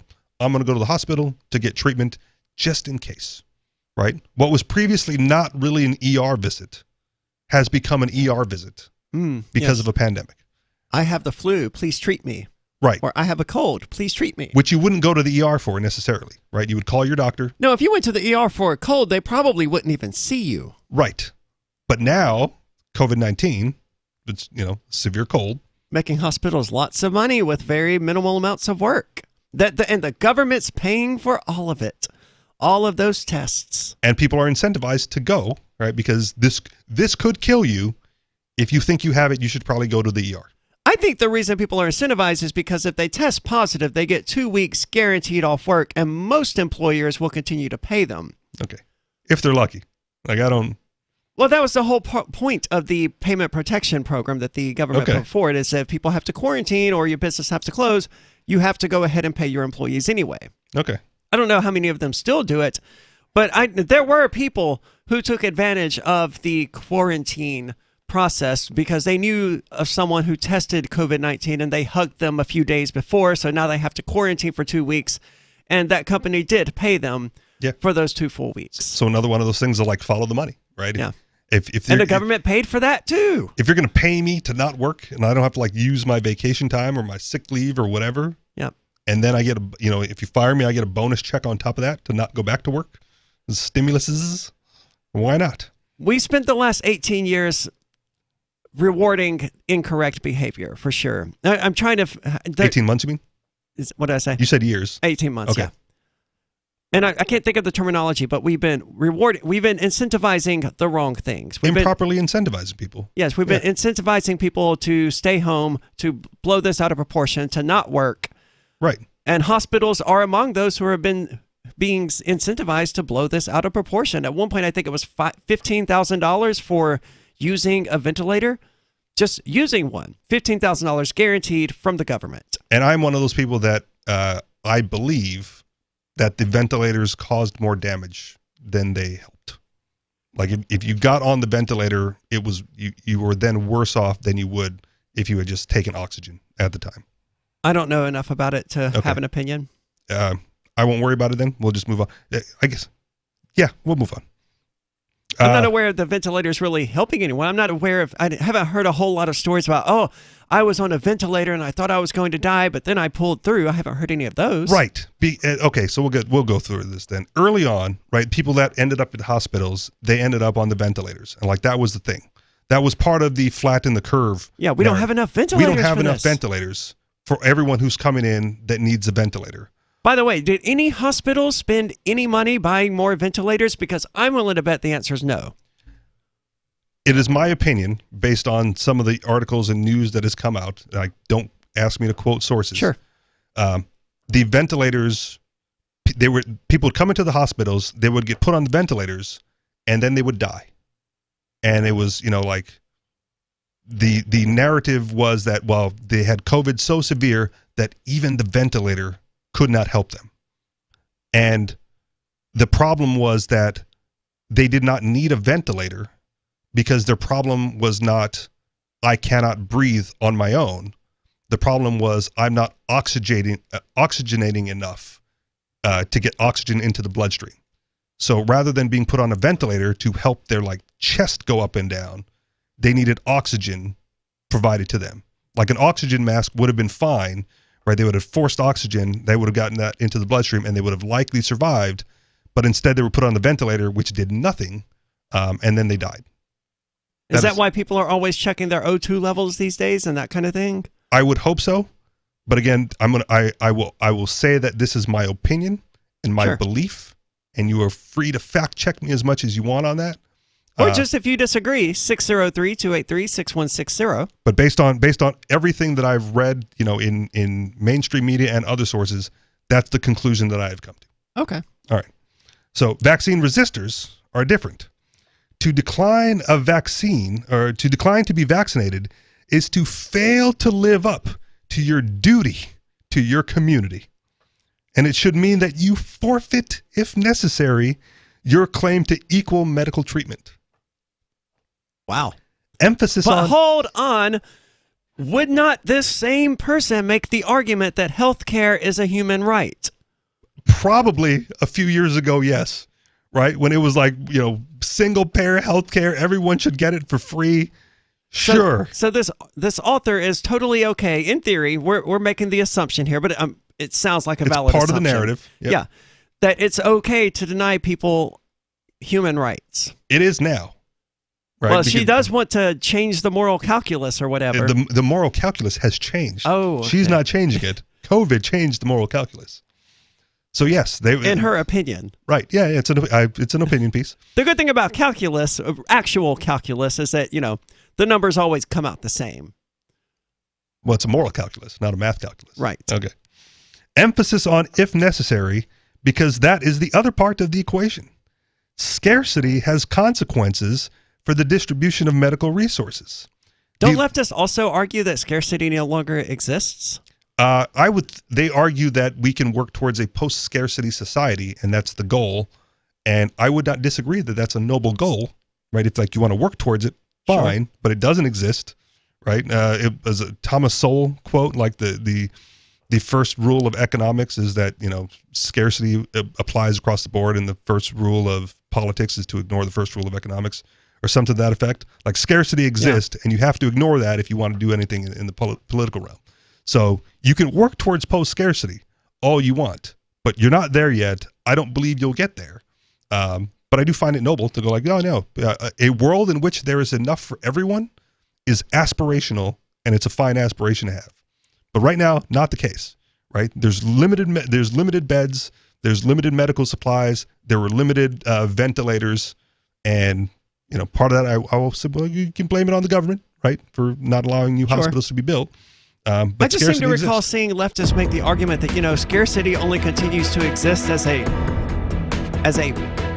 what is because of capitalism. Well, yeah, but they refer to it more like it's an illusion, if I recall correctly. I don't know, and I can't look up the tweets these days to find out exactly what I'm referring to.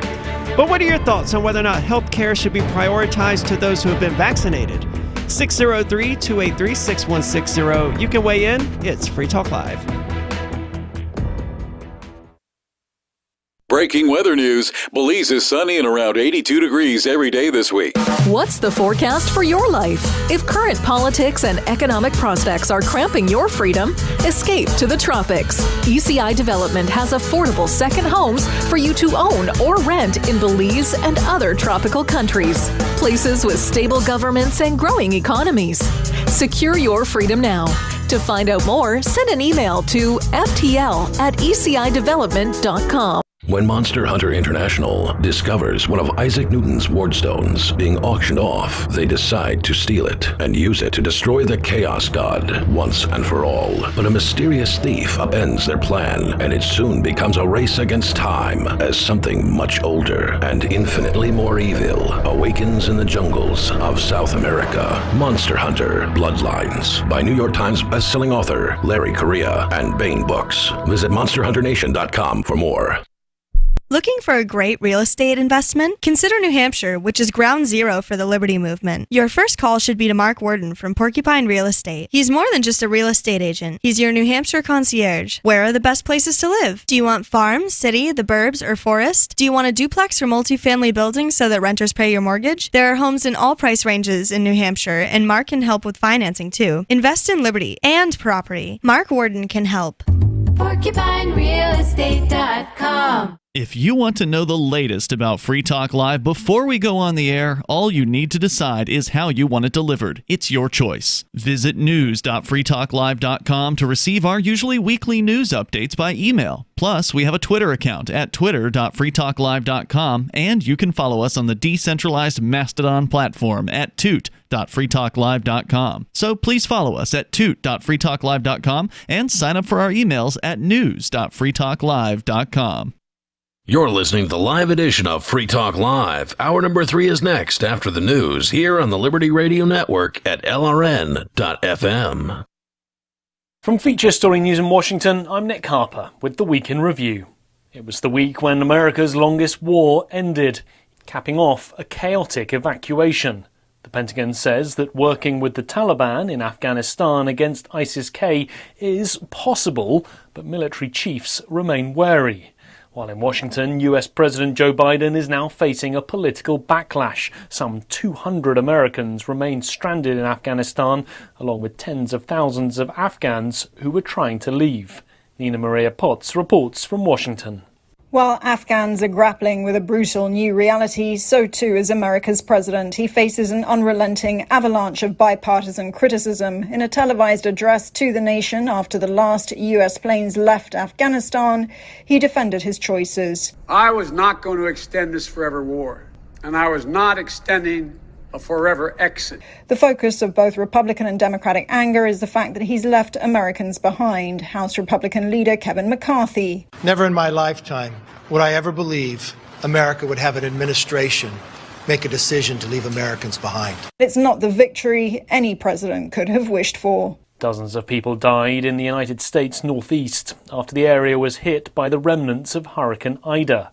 It dumped historic rainfall on the region after it made landfall earlier in the week in Louisiana, smashing through the state and causing a destructive path north through the US, as William Denslow reports from New York. The first ever flash flood emergency was declared in New York City late on Wednesday as over half a foot of rain fell overnight. The city's subway system effectively ground to a halt. Many of those that died in New York City were trapped in basement apartments. The state's governor, Kathy Hochul, says she'll demand answers to find out what can be done differently the next time an extreme weather event occurs. President Joe Biden said the flash floods are evidence that the climate crisis is here and poses one of the greatest challenges of our time. The European Commission and AstraZeneca reached a settlement over COVID-19 vaccine supply. It ends what was shaping up to be an ugly court battle over hundreds of millions of missing COVID-19 vaccines. Tony Waterman has more from Brussels. AstraZeneca has committed to deliver the remaining 200 million doses under the EU's contract by the end of the first quarter of 2022. Brussels has called the settlement a binding agreement, but it's unclear what the penalty would be if AstraZeneca fails to meet the target. The EU launched legal action against the vaccine maker in April after multiple delivery dates were missed, resulting in a shortfall of hundreds of millions of doses. AstraZeneca has maintained that its contract with the EU only required it to make its best reasonable efforts to ship the jabs on time. From Bureaus Worldwide, this is FSN. With FSN Spotlight, I'm Simon Marks, looking in more detail today at what exactly happened in the New York and New Jersey area on Wednesday night when what was supposed to be merely the remnants of Hurricane Ida brought devastation to Manhattan and points beyond. In just 90 minutes, more than 3 inches of rain fell in Central Park, a record. Tornadoes touched down in New Jersey. Large segments of New York's subway system flooded and highways were turned into rivers. Jonathan Porter is chief meteorologist at AccuWeather and says the storm is just the latest example of the impact climate change is having on society. It was very serious impacts from all the rain coming so quickly, likely some of the strongest tornadoes in New Jersey history yesterday spawned by this storm as well. The nature of the fact that even though Ida was now inland, it's a tropical rainstorm and still is going to be a serious risk to people. In a world that we're dealing with climate change impacts, we see these kinds of extreme weather events having a much greater impact. And this is a perfect example of it with not only what happened in New York City, but also very serious flooding across New Jersey and eastern Pennsylvania as well. You mentioned New York was largely caught flat-footed. Most residents were admittedly expecting a downpour, but nothing like the tragedy and record-setting devastation that the storm created on Wednesday night. With FSN Spotlight, I'm Simon Marks. And a recap of this week's main headlines. It was the week when America's longest war ended, as US troops pulled out of Afghanistan, capping a chaotic evacuation. Dozens of people died in the United States northeast after the area was hit by the remnants of Hurricane Ida. And the European Commission and AstraZeneca reached a settlement over COVID-19 vaccine supply. There's more from us on Twitter at Feature Story. That's Feature Story News. Nick Harper reporting. Everyone in a bustling Chinese parade is attempting to elude pursuers. Newly discovered cave paintings suggest early man was battling a lot of inner demons, and a xylophonist is shredding it. This Tuesday, FBI officials disclosed details of a disturbing al-Qaeda plot to just kick back, relax, and savor the inevitable collapse of the United States. Intelligence agencies confirmed the massive coordinated plan involves terrorist cells across the globe, training specifically to take a load off and unwind as America's political infighting, class divides, moral indolence, and environmental self-destruction gradually tear the nation apart. Our righteous warriors will devote our time to relaxing and really soaking in the infidels' self-destruction. America's cities will be reduced to ruins. The economy will come to a standstill. And we, the Blessed of Islam, will kick back, put our feet up, and enjoy the show. It's going to be great. This is the Onion News Network.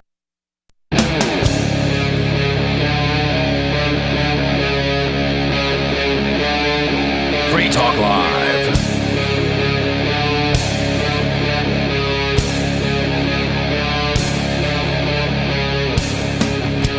It is Free Talk Live. As always, you're invited to join the discussion, or you can talk about whatever you want. 603-283-6160. That's the call-in line. 603-283-6160. With you tonight, it's Aria. And Richie Rich. And we're talking about whether or not doctors should give priority treatment to people who are vaccinated because, they did everything they were supposed to do. They jumped through all the hoops. They dotted all their I's and crossed all their T's. And when resources are scarce. When resources are scarce, yes. But resources are always scarce. Yes. By definition. And it comes to a larger issue because we don't know what this author's actual perspective is, but I'm willing to bet, based on everything they've said so far, that this author believes that healthcare is a human right. And so they're totally okay with denying human rights to people if they're unvaccinated. So we've officially reached that point. Well, maybe not officially, because as I said, we still don't know what this person actually believes in regard to healthcare. But obviously, healthcare can't possibly be a right. Not that they're denied, that they're deprioritized beneath those that are vaccinated. If there's only one bed, and you're not given that bed because you're unvaccinated, and you're sent home to die, you are denied healthcare. Understood. But someone's going, one of the two is going to be denied. Yes. Right? And we talked about the triage situation earlier. Triage, the vaccinated person would be denied. And that also seems like an odd thing to do in the current climate. But let's get to the phones. We have Jill calling from Virginia. Jill, you're on Free Talk Live. Well, when it comes to government subsidy and the rest, my brother was telling me in 2009 when the measure was before Congress, I think, he was saying health care is a right, and I said, no, it's not. Nothing is a right but the right to be left alone. Of course, presumably people trying to get into the hospital have paid taxes. Well, healthcare can't possibly be a right because healthcare requires someone else to do something, and you don't have the right to require someone else to do something. Yeah. Yeah. But when people want to go into a tax-supported facility, presumably they've already had their money taken away from the pay the taxes and so forth. This is what I find wrong with taxation and government owning so much stuff and having all these publicly owned facilities in the first place. I'm for private enterprise and laissez-faire. Yeah. Yeah, absolutely. As are we, Jill. Thank you so much for the call tonight. It is messed up, that the tax system is used to pay for these hospitals and stuff. So in a sense, yes, the taxpayer has already paid for the hospital and should, under that system, have access to the hospital. Yeah. I find it odd when I drive by a sign that says government property, no trespassing. Right? Right. I paid for that. They call it public property, but in reality, there's no such thing. It's government property. Yeah, but it's like it's run by the government. Like, how am I trespassing then? If they've taken money from me to put that thing there, I should have equal access to it. Absolutely. Absolutely. We've also got Major Payne calling from Michigan. Major Payne, you're on Free Talk Live. Yeah, good evening, folks. Hey, what's on your mind tonight? Jill was right. The Big Brother wants to be the Holy Mother. We're dealing with Uncle Scam. It's gotten very, very sad and very, very hard to swallow.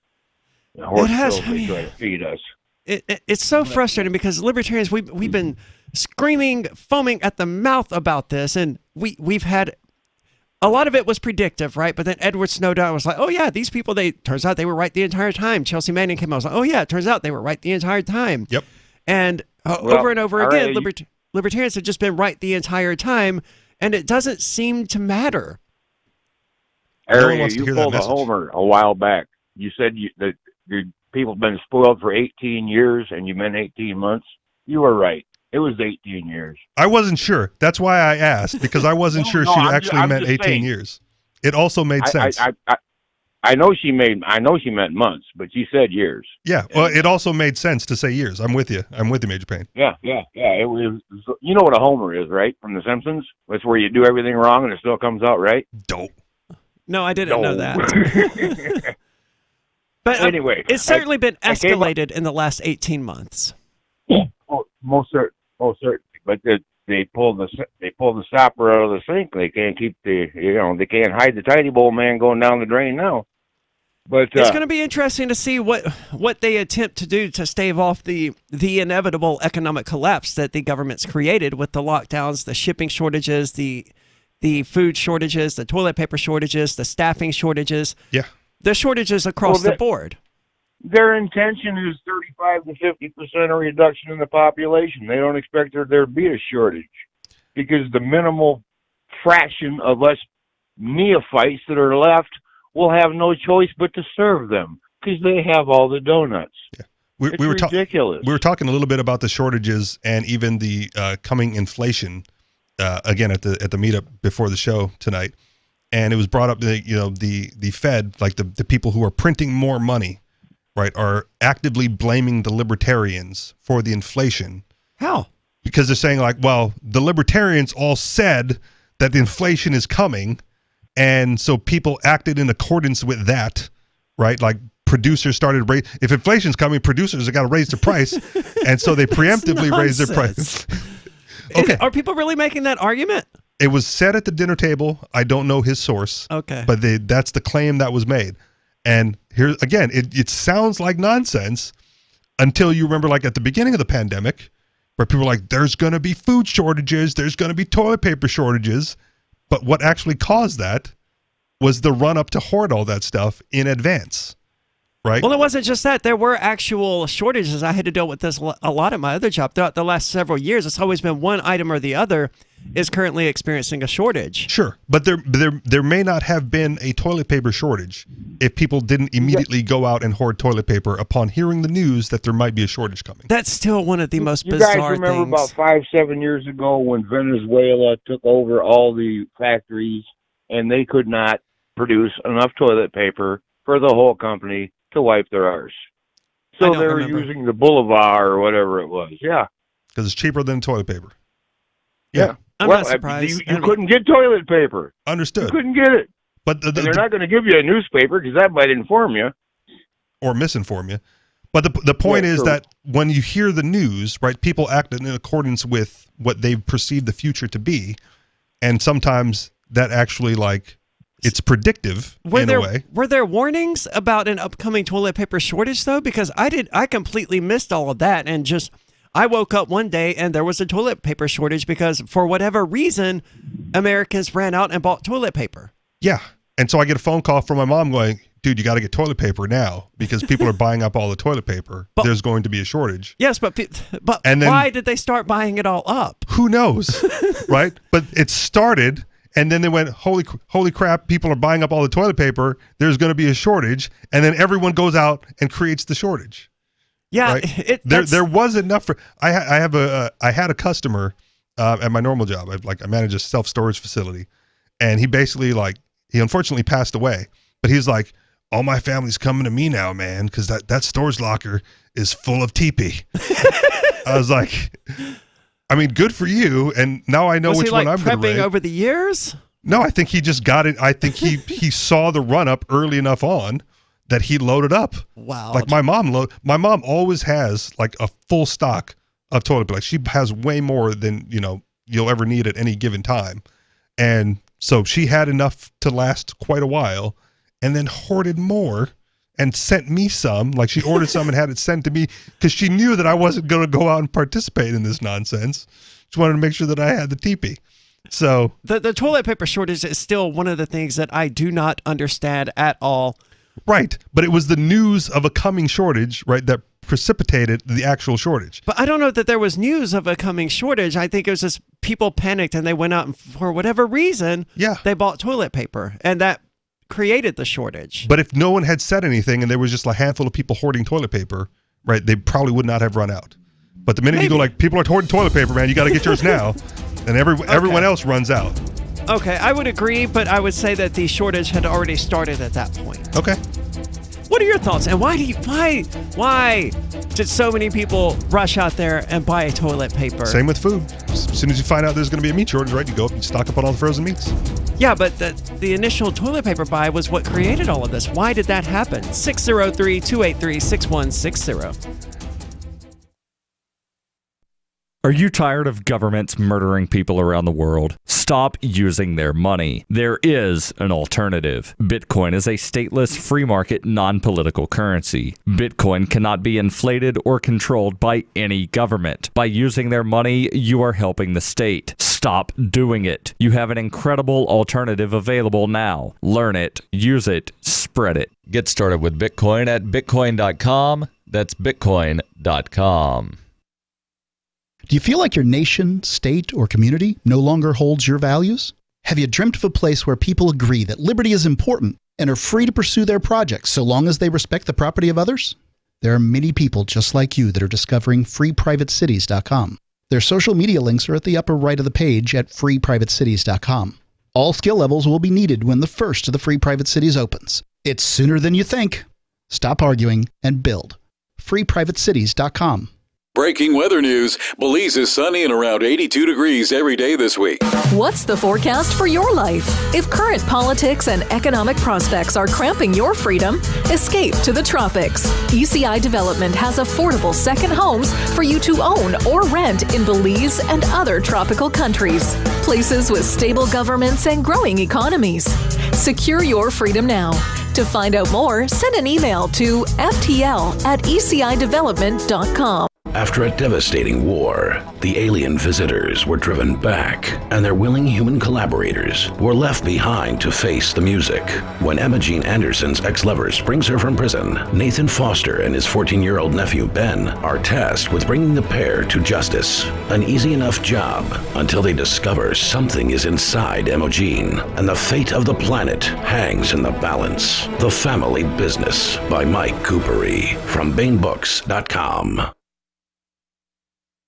Excuse me, is this where I get a license to start a new business? I wouldn't be hasty. You have to get a license to go out of business, too, you know. Oh, well, look, I've invented this little anti-gravity machine, see? Oh, is that why you're walking 2 inches above the floor? Oh, yes, it's very comfortable. It saves on shoe leather. Yeah, well, you have to fill out these forms and report to the Human Services Department of Manpower Orientation and register with the Fair Employment Practice Commission, the Wage and Hour Division of the Employment Standards Administration, the State Sales and Income Tax Division, the Internal Revenue Service, and the Social Security Administration of the Department of Health, Education, and Welfare, and, of course, OSHA. OSHA? I thought that was a little town in Wisconsin. You'll find out. Say, floating around like that could be dangerous. Have you checked with the Consumer Product Safety Commission? Well, not yet. Come to think of it, you actually are flying, aren't you? Look, you need to go over to the Federal Aviation Administration and the Transportation... It's very hard to get anything done these days if you're in business, but free enterprise built this country. Think what could happen if we don't keep it free. A public service of this station and the Center for the Defense of Free Enterprise, Bellevue, Washington. We just can't have people floating about unregulated, you know. The LRN.FM social media channels have been revamped. We've eliminated Facebook and focused on other platforms like Twitter and Mastodon, the decentralized alternative to Twitter. On our accounts, you'll find posts from multiple LRN.FM show hosts together in one place. Follow us on Twitter at twitter.lrn.fm, or better yet, move to the decentralized Mastodon social media platform at toot.lrn.fm, toot.lrn.fm. I think you'll like it. So you've signed the Shire Society Declaration and are planning your move to New Hampshire to be around more liberty-oriented people. Next, sign up for the Shire Society Forum at forum.shiresociety.com. There are a bunch of people there who are already in the Shire, and they want to meet you. If you're already in the Shire physically, you should also come by the forums. Remember, not everyone uses Facebook. New people are signing up for the Shire Society Forum every month, so drop in and say hello at forum.shiresociety.com. Got Telegram? You can follow our channel there and discuss show prep with other listeners at telegram.freetalklive.com.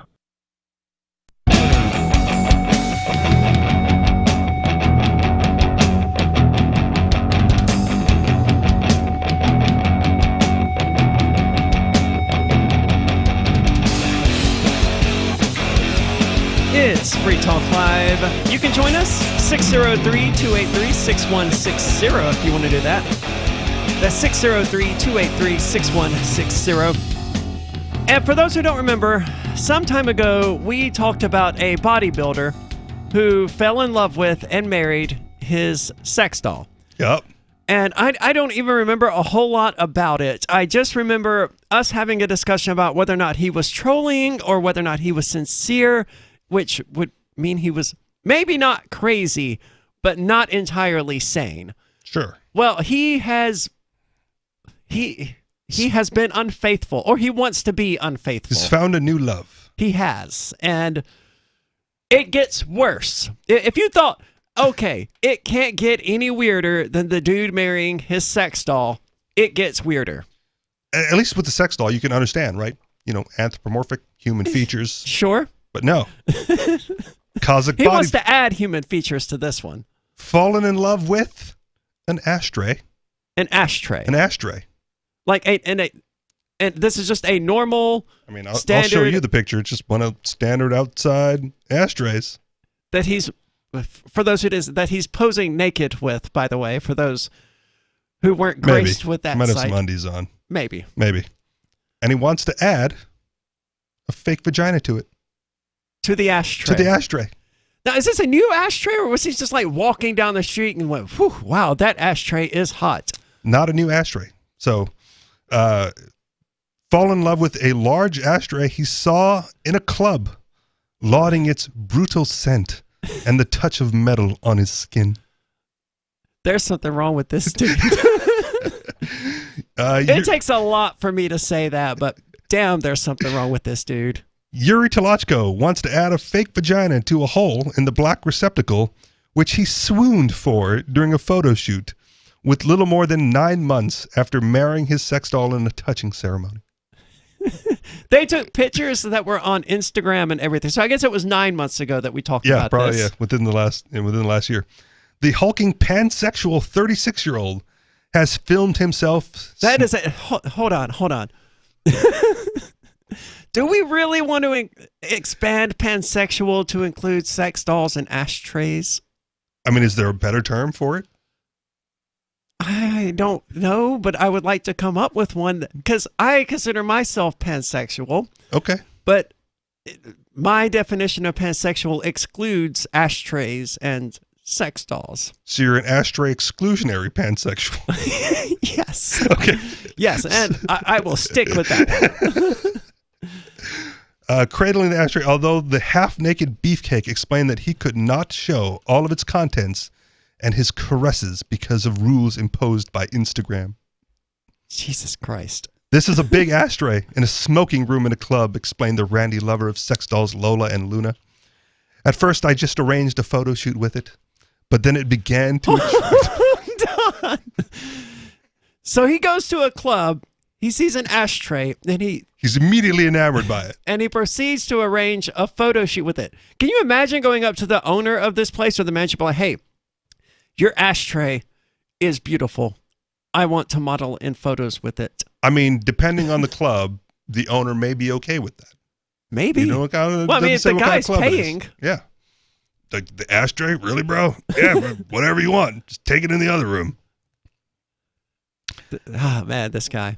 At first, I want to know what he's going to do next, because I don't think this will be his final thing. Oh, no, well, he's got to stay in the news somehow. And we will stay on top of it as long as Russia Today continues to report on it. It began to attract me. I wanted to touch it again, smell it. I love its brutal scent, the touch of metal on my skin. It's really brutal. I also like that it has a story and that it's not new, that it has served many people and continues to serve them. Ashtrays are disgusting, by the way. Even as someone who smokes, they smell horrific and they're disgusting. I mean, he describes it as brutal smelling, so he might not... but he likes the brutal smell. But he likes it, yeah.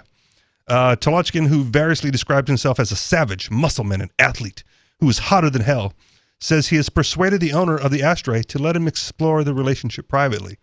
So there you go. He asked the owner. Owner's okay with it. Whatever you want, man. A couple of days ago, I was allowed to be alone with it during off hours, he revealed. I really liked it. I want to ask them to give it to me sometimes at night. It will look great in my harem. My babies will be happy. Lola and Luna will support it. Those are the sex dolls. Okay. However... So he has multiple sex dolls wives already? Well, I don't know which one he married or if he married both, but he has two sex dolls. It's an open marriage. Apparently. Okay. He's pansexual. True. Yeah. Pansexual and now involved with an ashtray. As part of the pansexual definition. I don't know that I agree with that. You're just an ashtray exclusion. We covered this. I don't think it should. I don't think the pansexual definition should include non-living things. If you're a pansexual, call in and tell us what you would like to exclude from your definition.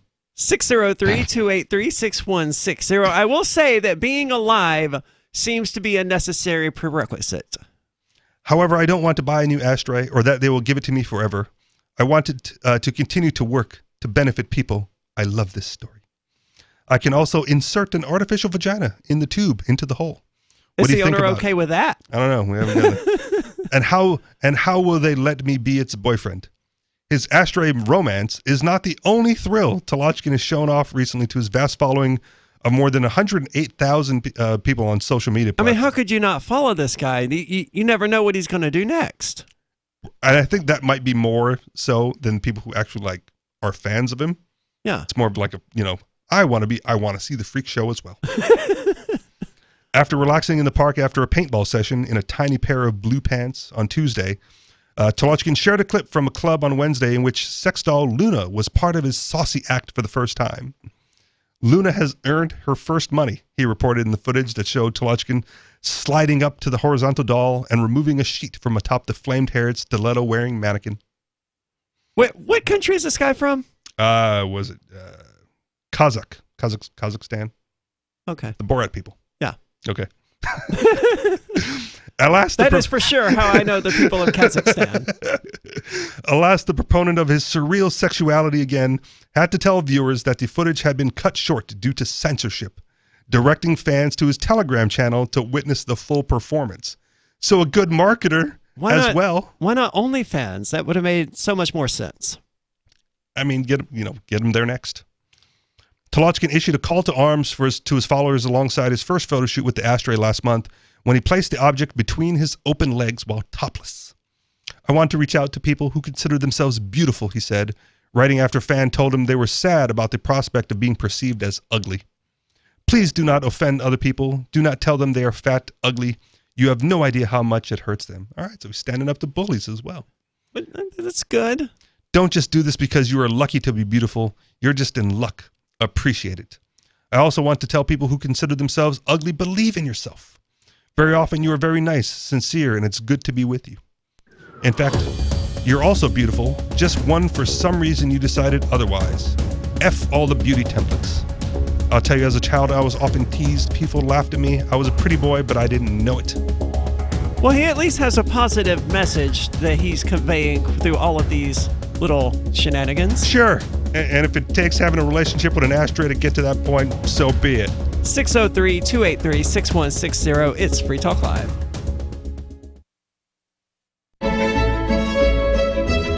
Carl Watner, longtime proponent of a voluntary society, died last December. You may have seen his articles published on his website, voluntarist.com, in his newsletter, The Voluntarist, the Mises Institute, or elsewhere over the last 40 years. His newest book, I Must Speak Out, Volume 2, The Best of the Voluntarist, is now available via Liberty Under Attack Publications. This 430-page second volume spans the years of 2000 through 2020 and includes articles by Carl Watner, Hans Hermann Hoppe, Carl Hess, Benjamin Tucker, George H. Smith, Lysander Spooner, Pete Eyre, Joyce Brand, and many others. I Must Speak Out is for the newly initiated, the veteran voluntarist, or anywhere in between. Buy the book now at libertyunderattack.com/voluntarist. For more great content on building a voluntary society and for Carl's extensive archives, check out voluntarist.com.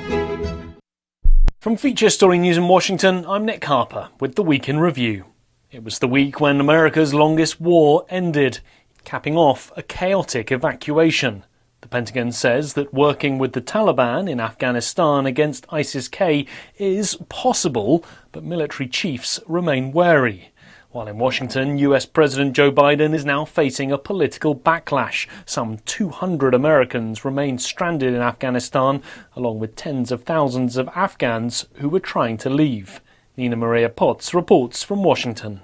While Afghans are grappling with a brutal new reality, so too is America's president. He faces an unrelenting avalanche of bipartisan criticism. In a televised address to the nation after the last U.S. planes left Afghanistan, he defended his choices. I was not going to extend this forever war, and I was not extending a forever exit. The focus of both Republican and Democratic anger is the fact that he's left Americans behind. House Republican leader Kevin McCarthy. Never in my lifetime would I ever believe America would have an administration make a decision to leave Americans behind. It's not the victory any president could have wished for. Dozens of people died in the United States Northeast after the area was hit by the remnants of Hurricane Ida.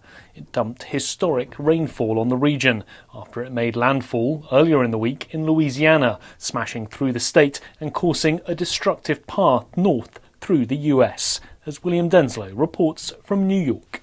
The first ever flash flood emergency was declared in New York City late on Wednesday as over half a foot of rain fell overnight. The city's subway system effectively ground to a halt. Many of those that died in New York City were trapped in basement apartments. The state's governor, Kathy Hochul, says she'll demand answers to find out what can be done differently the next time an extreme weather event occurs. President Joe Biden said the flash floods are evidence that the climate crisis is here and poses one of the greatest challenges of our time. The European Commission and AstraZeneca reached a settlement over COVID-19 vaccine supply.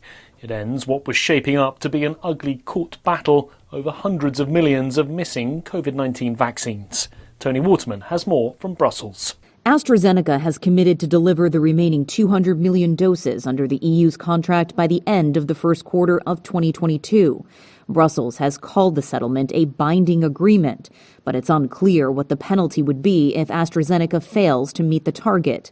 The EU launched legal action against the vaccine maker in April after multiple delivery dates were missed, resulting in a shortfall of hundreds of millions of doses.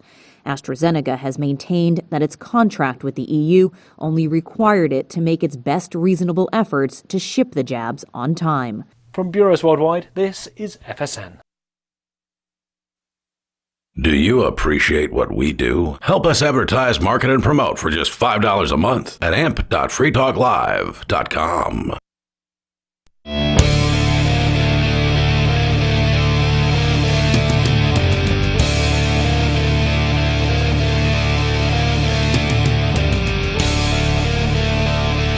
It's Free Talk Live. I look forward, when all of this nonsense is over, to listening to shows from a year ago or 2 years ago, whenever it takes for all of this ends, or 10 years ago, to see, what things we predicted about the oncoming pandemic and the inflation and the government overspending and all of that nonsense, to see how correct we were. Libertarians were right again. And I know those videos will still be there because we have them on Library, which is an uncensorable, decentralized, blockchain-based media sharing protocol, and we're big fans of it here on Free Talk Live. In 2020, Library launched Odyssey, which is a video sharing website, to compete with YouTube, and it's really taking off with now over 1 million channels, many of whom are disaffected YouTube creators. During YouTube's crackdown for not towing the government line on COVID, the Free Talk Live YouTube channel started receiving strikes and could be completely taken down at any moment. Thankfully, Odyssey started offering live streaming, so now we're streaming live every night and posting our video archives permanently to Odyssey. You can watch live or anytime on our Odyssey channel by visiting video.freetalklive.com. That's video.freetalklive.com. Now, the reason I say all of that about looking forward to going back and seeing just how correct we were is because when they first started talking about coming up with a COVID-19 vaccine, I remember saying that it's not going to work because cold viruses evolve too quickly and you're going to have to get a new shot. And it looked like then they were going to say every 45 days you were going to need to require a new shot because of waning antibodies and all of this other stuff. So we said you're going to have to get a third shot, a fourth shot, and already they threw out the third shot. And now Israel is planning to administer a fourth COVID shot, which could be adjusted to fight new variants as the country battles wave of infections despite hugely successful vaccine rollout. Which is also why, if we go back to the pill that they're coming out with, even if it's currently just being used to treat people with COVID, right? Oh yeah, you get COVID, you get the pill, and then you're done.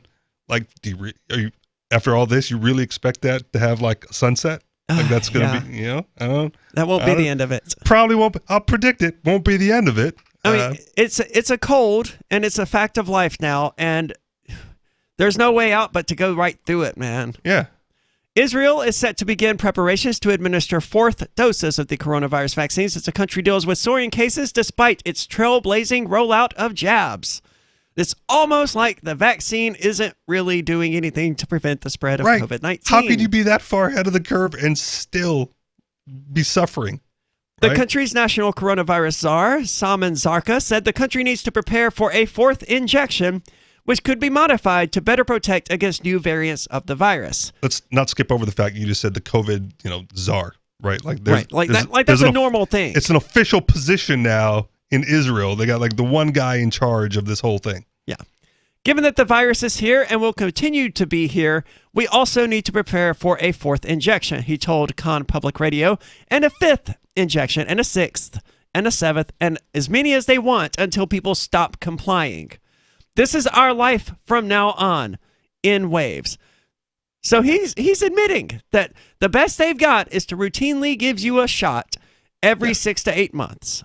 That's the rest of your life. To be fair, right? There are people who get the flu vaccine, the flu shot every year, because that's part of what you do. So it's not uncommon, right, to get these regular injections of some kind to treat, what's relatively common out there in the world.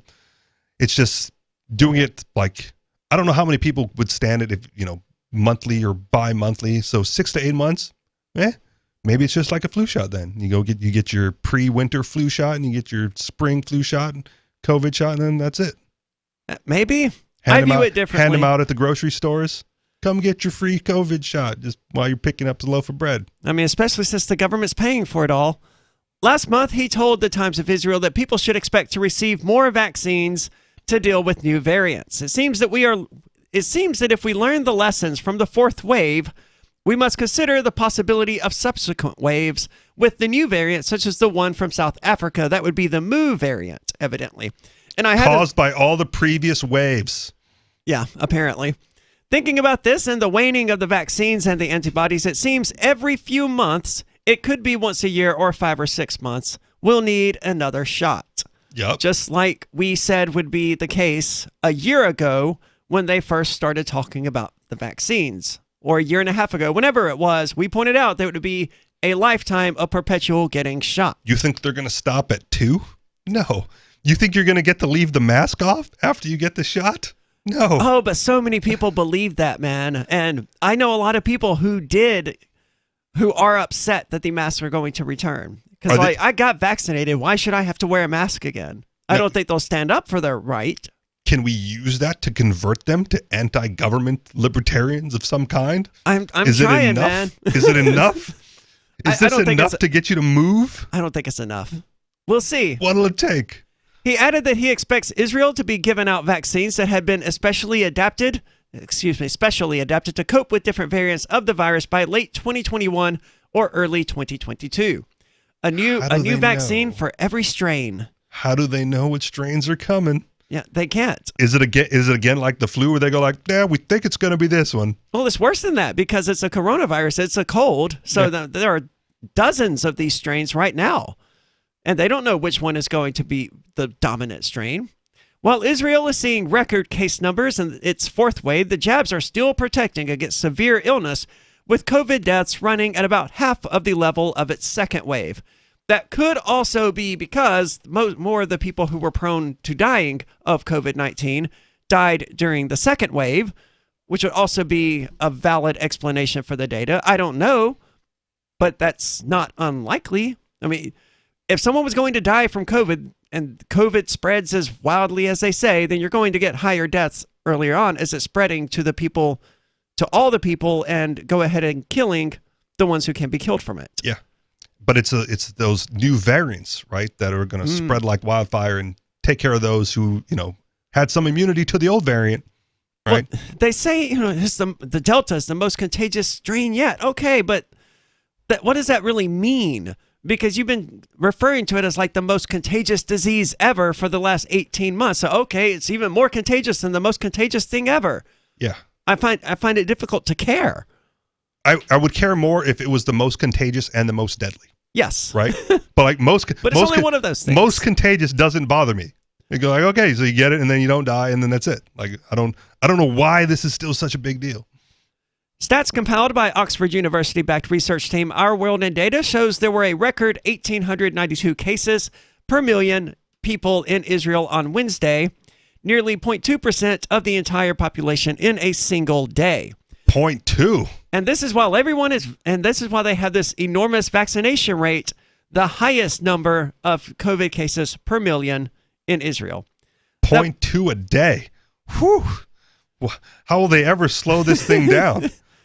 That was significantly higher than the second worst hit Mongolia, where the rate was 1,119 per million, and double the figures for Kosovo, Georgia, and Montenegro, which is a surprise. Well, it is kind of surprising. It should surprise people. Israel, the most vaccinated country on the planet, I think, don't quote me on that, I could be wrong, is also generating record numbers of COVID-19 vaccinations, beating out Mongolia and many other countries. They show some graphs here that do seem to suggest that the death rate is down, but of course that would be the case if the people who are more likely to die from COVID-19 did so already. Yeah. And then the new variant comes out and it spikes it up again, as people who were, didn't catch it before now are dying from the new variant. And then it goes down and then, The figure only looks at 1 day's worth of tests, and Israel's high rate is thought to have been driven up by a huge testing push ahead of schools reopening there. Imagine doing all of this for a virus so deadly you have to be tested to know you have it. But the country has consistently reported some of the highest infection rates in the world since mid-August amid an unprecedented third wave, despite being one of the most vaccinated nations in the world. Okay, so it's one of the most vaccinated. So if they can't cope with it, what chance do we have? Just give up. Give up and get it. There's more coming up about Israel and their fourth shot. Did you get a second shot? Did you get a first shot? Are you willing to get a third? What about a fourth? How many are you going to get? 603-283-6160. Why did you move to the Shire? I moved here to the Shire because there's other people around who take liberty just as seriously as I do. I moved to the Shire because I saw videos of people challenging authority and thought that I could get support myself. It called to me, like, do this, right now. I wanted to be around people like me who got it, and once I got here, I knew there was nowhere else that I wanted to be. I've always wanted to change the world, so I moved to the Shire to join people who were actually working towards doing the same thing. The people here are awesome, loving, and positive. It was for the adventure and for the feeling of something important is happening here. And I just wanted to come to sort of be part of that. Visit ShireSociety.com to read and sign the Shire Society Declaration and learn the reasons why, if you love liberty, you should immigrate to the Shire. Plus, connect with others via the forum at ShireSociety.com. That's ShireSociety.com. The new 4th edition of Healing Our World, The Compassion of Libertarianism will take your understanding of liberty to a deeper level and has over 1,300 updated references, new cartoons, and a foreword by Dr. Ron Paul. With discounts for multiple book purchases, the 4th edition of Healing Our World is a great gift for the liberals, pragmatists, environmentalists, and Christians in your life who think libertarianism is cold-hearted. Get yours today at healing.freetalklive.com and use promo code FTL for a $5 discount. There are lots of ways to listen to Free Talk Live. Our podcast has been around since podcasts began, and now the FTL feed is loaded with content besides our full show archives. Did you know that we make it easy for you to customize your podcast subscriptions? We have different feeds, one that includes only our full shows, one with just the Daily Digest, and our main feed that includes everything. You decide what you listen to. It's quick and easy to customize your feeds at feeds.freetalklive.com. That's feeds.freetalklive.com. So the protection of life, liberty, and property is what the Free State Project is all about. But it's an effort to move 20,000 people who understand. It's about demonstrating to the entire country that, yeah, we can have a free market, a truly free market. Making it just a freer, great place to live. It's the world's largest voluntarist libertarian community, and it's only getting bigger. That's amazing, to be able to move to a place where other people passionately believe in being free and independent. What the Free State Project is managing to do, though, is to put their money where their mouth is. It's physically getting up across the country and saying, let's go someplace and let's demonstrate the power of these ideas. There's a lot of kind of philosophy that surrounds liberty. There's a lot of thinking about it and talking about it. But here in New Hampshire, people are doing it. 101 Reasons Liberty Lives in New Hampshire, a documentary by Free State Project Early Movers. Watch it free at 101reasonsfilm.com. 101reasonsfilm.com. What if you want to hear the latest episode of Free Talk Live, but all you have is your phone, you forgot to download our archive, and you have no data connection? You can call our Listen line at 641-793-0191. That's a long-distance number, so you may incur charges. If not, listen as long as you want. 641-793-0191. The Free Talk Live Listen line, 641-793-0191.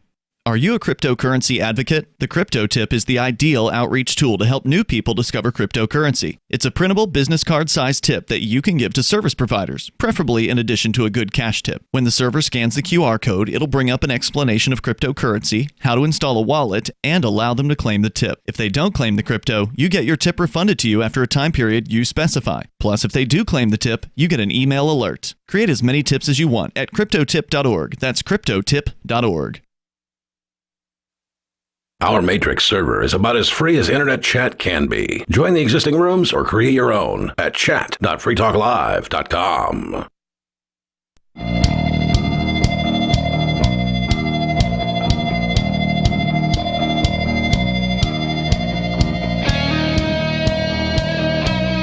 It's Free Talk Live. With you tonight, it's been Aria. And Richie Rich. And I want to say thank you to Vinkman, who is tonight's amplifier. That means Vinkman is a member of the AMP program. You can find it at amp.freetalklive.com. It only takes $5 per month to enter, and this money is used strictly to advertise, market, and promote Free Talk Live, hence its name. That's amp.freetalklive.com.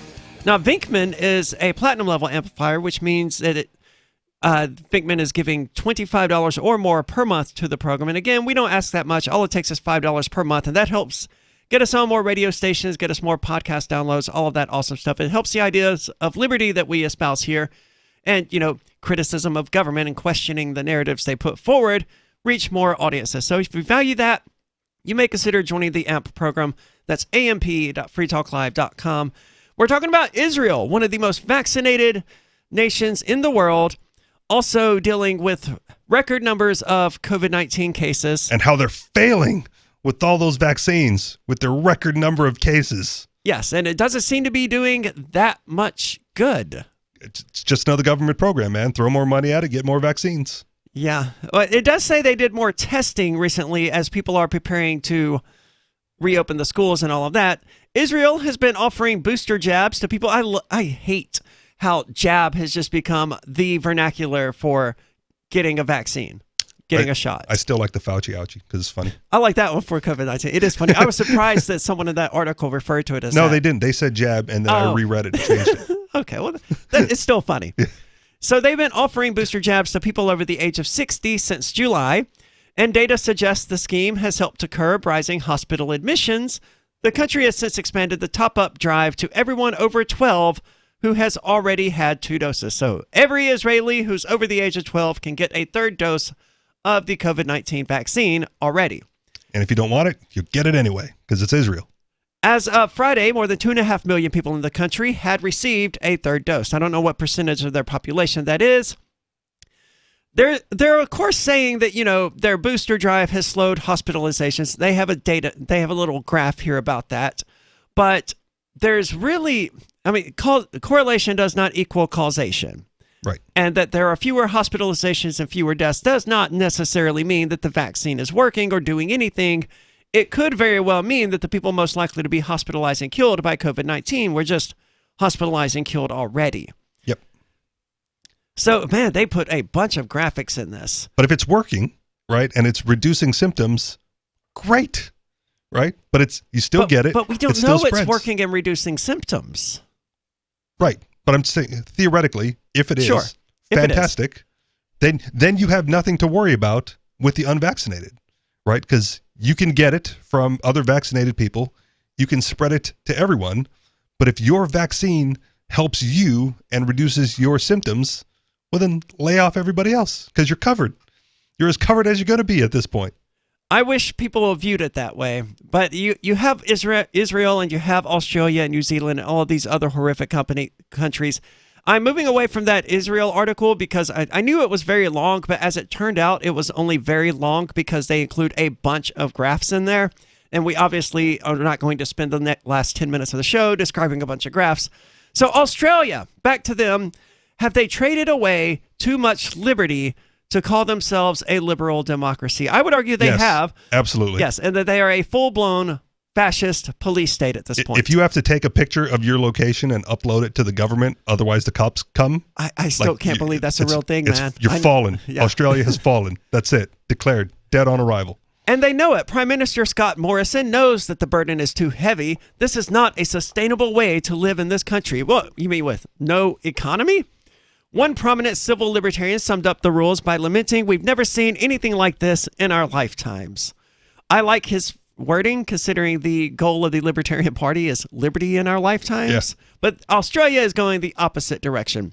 Up to now, one of Earth's freest societies, Australia has become a hermit continent. Didn't they have like a gun buyback some time ago? They did. I think guns are to some degree illegal in Australia. So okay. Yeah, they're not one of Earth's freest societies. So they took away all the guns, and now you have to tell the cops where you're at all times. Yes. Like, okay, just checking. And you're under lockdown 23 hours a day. You're only allowed yard time for the purpose of exercising, and then you can't stray too far from your house. Just checking. Yes. How important those gun rights happen to be sometimes. Sorry, please continue. Yeah, absolutely. Before 2020, the idea of Australia all but forbidding its citizens from leaving the country, a restriction associated with communist regimes, was unthinkable. But today, it's widely accepted policy. Oh, so there you go. They can't even escape. No. So terrible. How did that gun buyback program turn out? Yeah, terrible. Not well. The nation's high court struck down a challenge to the country's COVID-19 restrictions. It may be accepted that the travel restrictions are harsh. Now, we're talking about specifically the restrictions that allow you to get the hell out. Yep. It may also be accepted that they intrude upon individual rights. This is the nation's highest court. You don't say. But not letting people leave, it intrudes on individual rights? It gets worse. But Parliament was aware of that. So Parliament was aware that they were intruding upon individual rights when they passed this legislation, and the High Court said, yes, it's fine because they knew they were intruding on your rights. Yeah. That makes it okay. Well, and you're in Parliament, you're having a debate, and you're like, well, if we do this, what are they going to do? Well, we took all the guns away. Oh, okay, pass it then. What can they do? Intrastate You can't travel. run, you can't fight. You can't leave, and you can't fight back. You're stuck. Yeah, it's not working out well. Intrastate travel within Australia is also severely restricted, and it goes on to give some details and stuff like that. But most importantly, it's the facial recognition thing, the stupid app. Returning travelers quarantining at home, or I think anyone at their home, is now forced to download an app that combines facial recognition and geolocation. The state will text them at random times, and thereafter, they will have 15 minutes to take a picture of their face in the location where they are supposed to be. Should they fail, the local police department will be sent to follow up in person. So I was concerned about this on a recent trip back to Hawaii, because Hawaii was doing not as extreme, but like similar things, or wanted to do similar things with apps on phones and check-ins with people who visit. Right. And so I bought a burner flip phone specifically for the trip. Got a new number, new email. I'm like, this is what I'm taking. Like, screw you if you're going to put an app on a flip phone and tell me I have to check in. I'll be here and gone before you can see me. And the government in Australia isn't upset by this. We don't tell them how often or when on a random basis they have to reply within 15 minutes, Premier Stephen Marshall explained. I think every South Australian should feel proud that we are the national pilot for the home-based quarantine app. So you're a night owl, right? Whatever your stay-at-home job is, you work nights, and so you sleep during the day, and at like 3 o'clock in the afternoon, before you've woken up, you get a call like, "Don't take your picture," but you're sleeping, right? And all of a sudden, you get a knock on the door from the police, the Australian police, because you didn't answer your phone in time, because you were sleeping, because you have a different work schedule than everybody else. Yes, exactly that. Fantastic. Or even if you sleep at night, presumably, they could send you one of these at 3 a.m. while the average person is asleep. And then next thing you know, the cops are showing up at their door. Hey, we need to know why you didn't answer your phone. And now they have probable cause. Yeah. If they needed it. He didn't answer his phone check-in and take his picture, so we just went ahead inside. Yeah, and if you're asleep, you may not hear them knocking. Of course, cops don't knock lightly. Yeah. But if you're in a large enough house, you may just not hear them. So, good times. Good luck, it's Australia. horrifying. Other states also curtailed their citizens' liberty in the name of safety. The state of Victoria announced a curfew and suspended its parliament for parts of the pandemic. So they're going to get a little petty dictator then. They got one. Suspend the parliament, only one guy in charge now. To put this in context, federal and state parliaments sat during both world wars and the Spanish flu, and curfews have never been imposed. In responding to a question about whether he had gone too far with respect to imposing a curfew, Victorian Premier Daniel Andrews replied, "It is not about human rights. It is about human life." So life isn't worth living if you don't have any rights, I would point out to Victorian Premier Daniel Andrews. But will these rules apply to him? Probably not. In New South Wales, Police Minister David Elliott defended the deployment of the Australian military to enforce lockdowns because, that's right, they are under military lockdown there. So who's going to spread it? For that? Who's going to spread it? It's going to be the military enforcing the lockdown.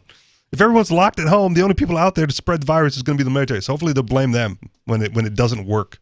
Anti-lockdown protests in Melbourne were banned, and when dissenters gathered anyway, hundreds were arrested and fined.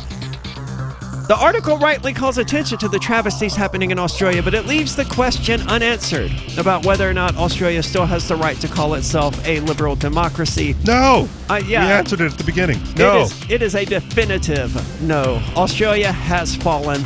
Who's next? Stay tuned to Free Talk Live to find out more. You can find us online at freetalklive.com. Are you tired of governments around the world killing innocent people? Stop using their money. There is an alternative. Bitcoin is a stateless, free market, non-political currency. Bitcoin is money that cannot be inflated or controlled by any state. By continuing to use their money, you're perpetuating the killing. Stop doing it. You have an incredible alternative